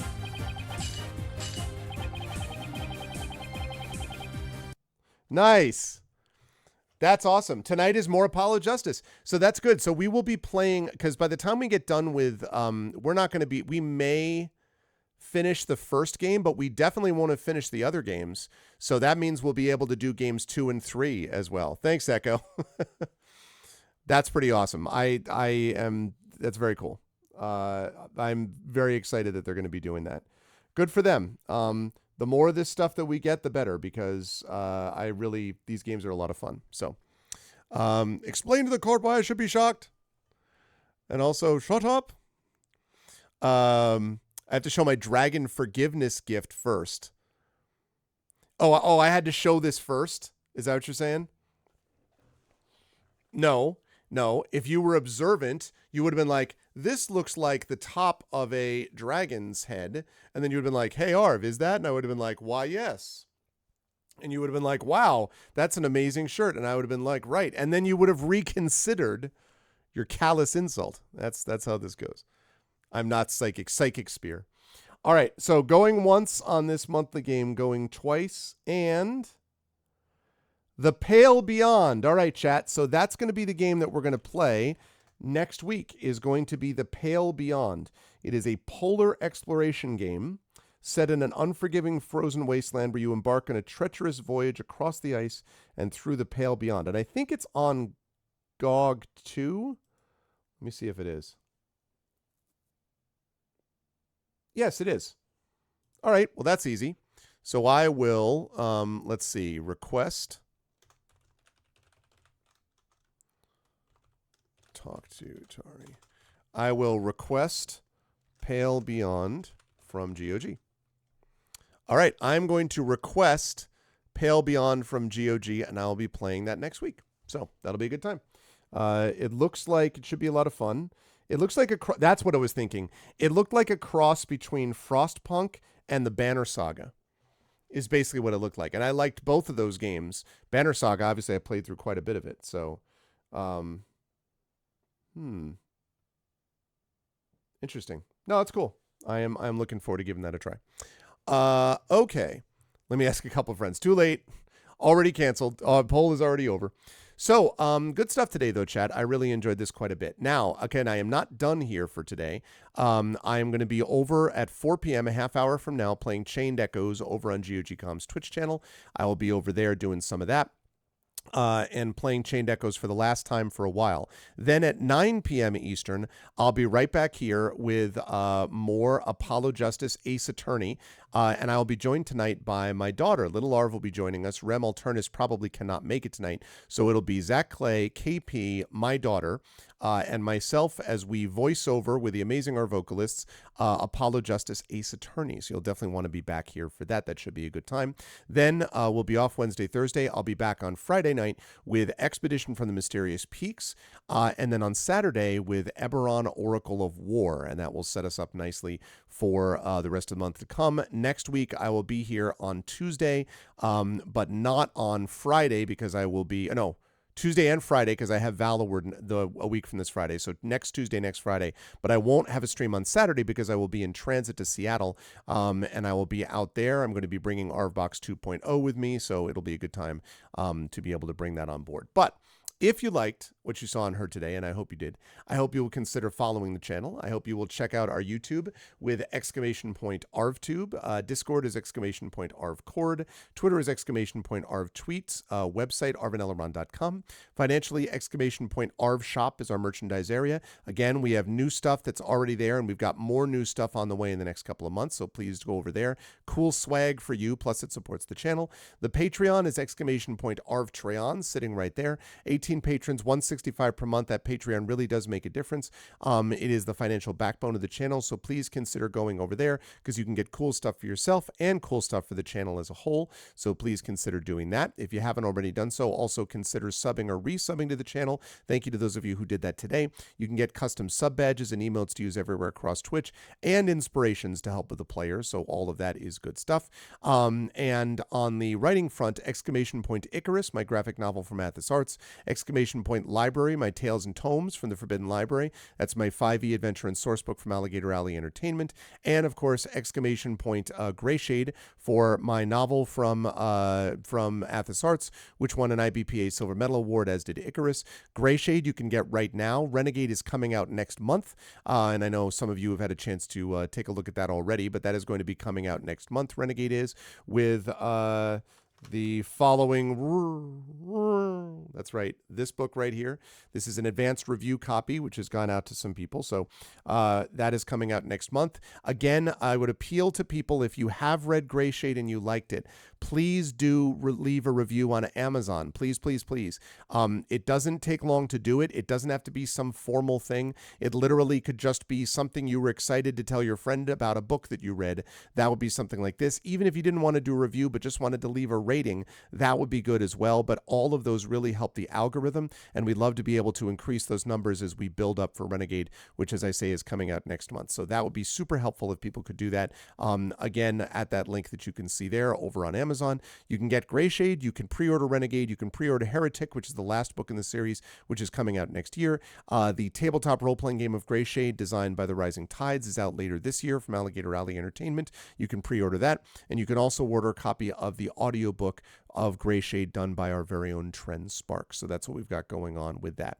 Last but certainly not least, BLM, Black Lives Matter, important to affirm and assert the significance and importance of Black lives. Help Now, the World Health Organization page on suicide prevention.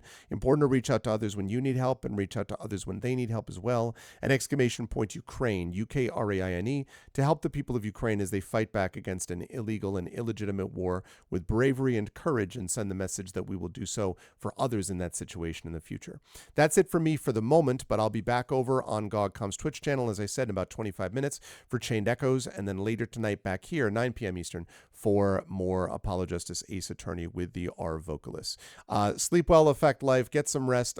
Thank you so much. Always a pleasure. And otherwise, I will see the rest of you folks hopefully over on GogCom in a bit, or back here in a few hours tonight for some Apollo Justice Ace Attorney. Until then, thanks everyone. Yeah, we did it already. Triffitt, we did it. We did it. We're all good. It was picked. It was the Pale Beyond. The Pale Beyond is the next game. So we're all good. Triffid and I were both very like super. We didn't want to miss it this time, so we were just like, "Don't miss it." Yeah, no, we're good. We got it. So the Pale Beyond is the winner. That will be happening next week. But that's it for now. I want to thank everyone who made this an awesome stream. Thank you to my wonderful mods. Thank you to Chaotix, to Dragon Spirit, to Hillness, to the Rising Tides, and again to the amazing Triffidumats. Thank you so much to Effect Life, to my first of all my Patreon supporters and subscribers. Thank you to Chaotix, Dragon Spirit, Hillness, Rising Tides, Triffid, Effect Life, Big Boss, and Redlear. And thank you to my wonderful viewers. Thank you to the community. Thank you to Furious Anger. Thank you to Gamers Lounge, Lisa Bay, Jagtris, and Jason. Thanks, everyone, and I will see you lovely folks over on GOG.com in about 25 minutes. Until then, everyone, please be good to each other. Bye for now.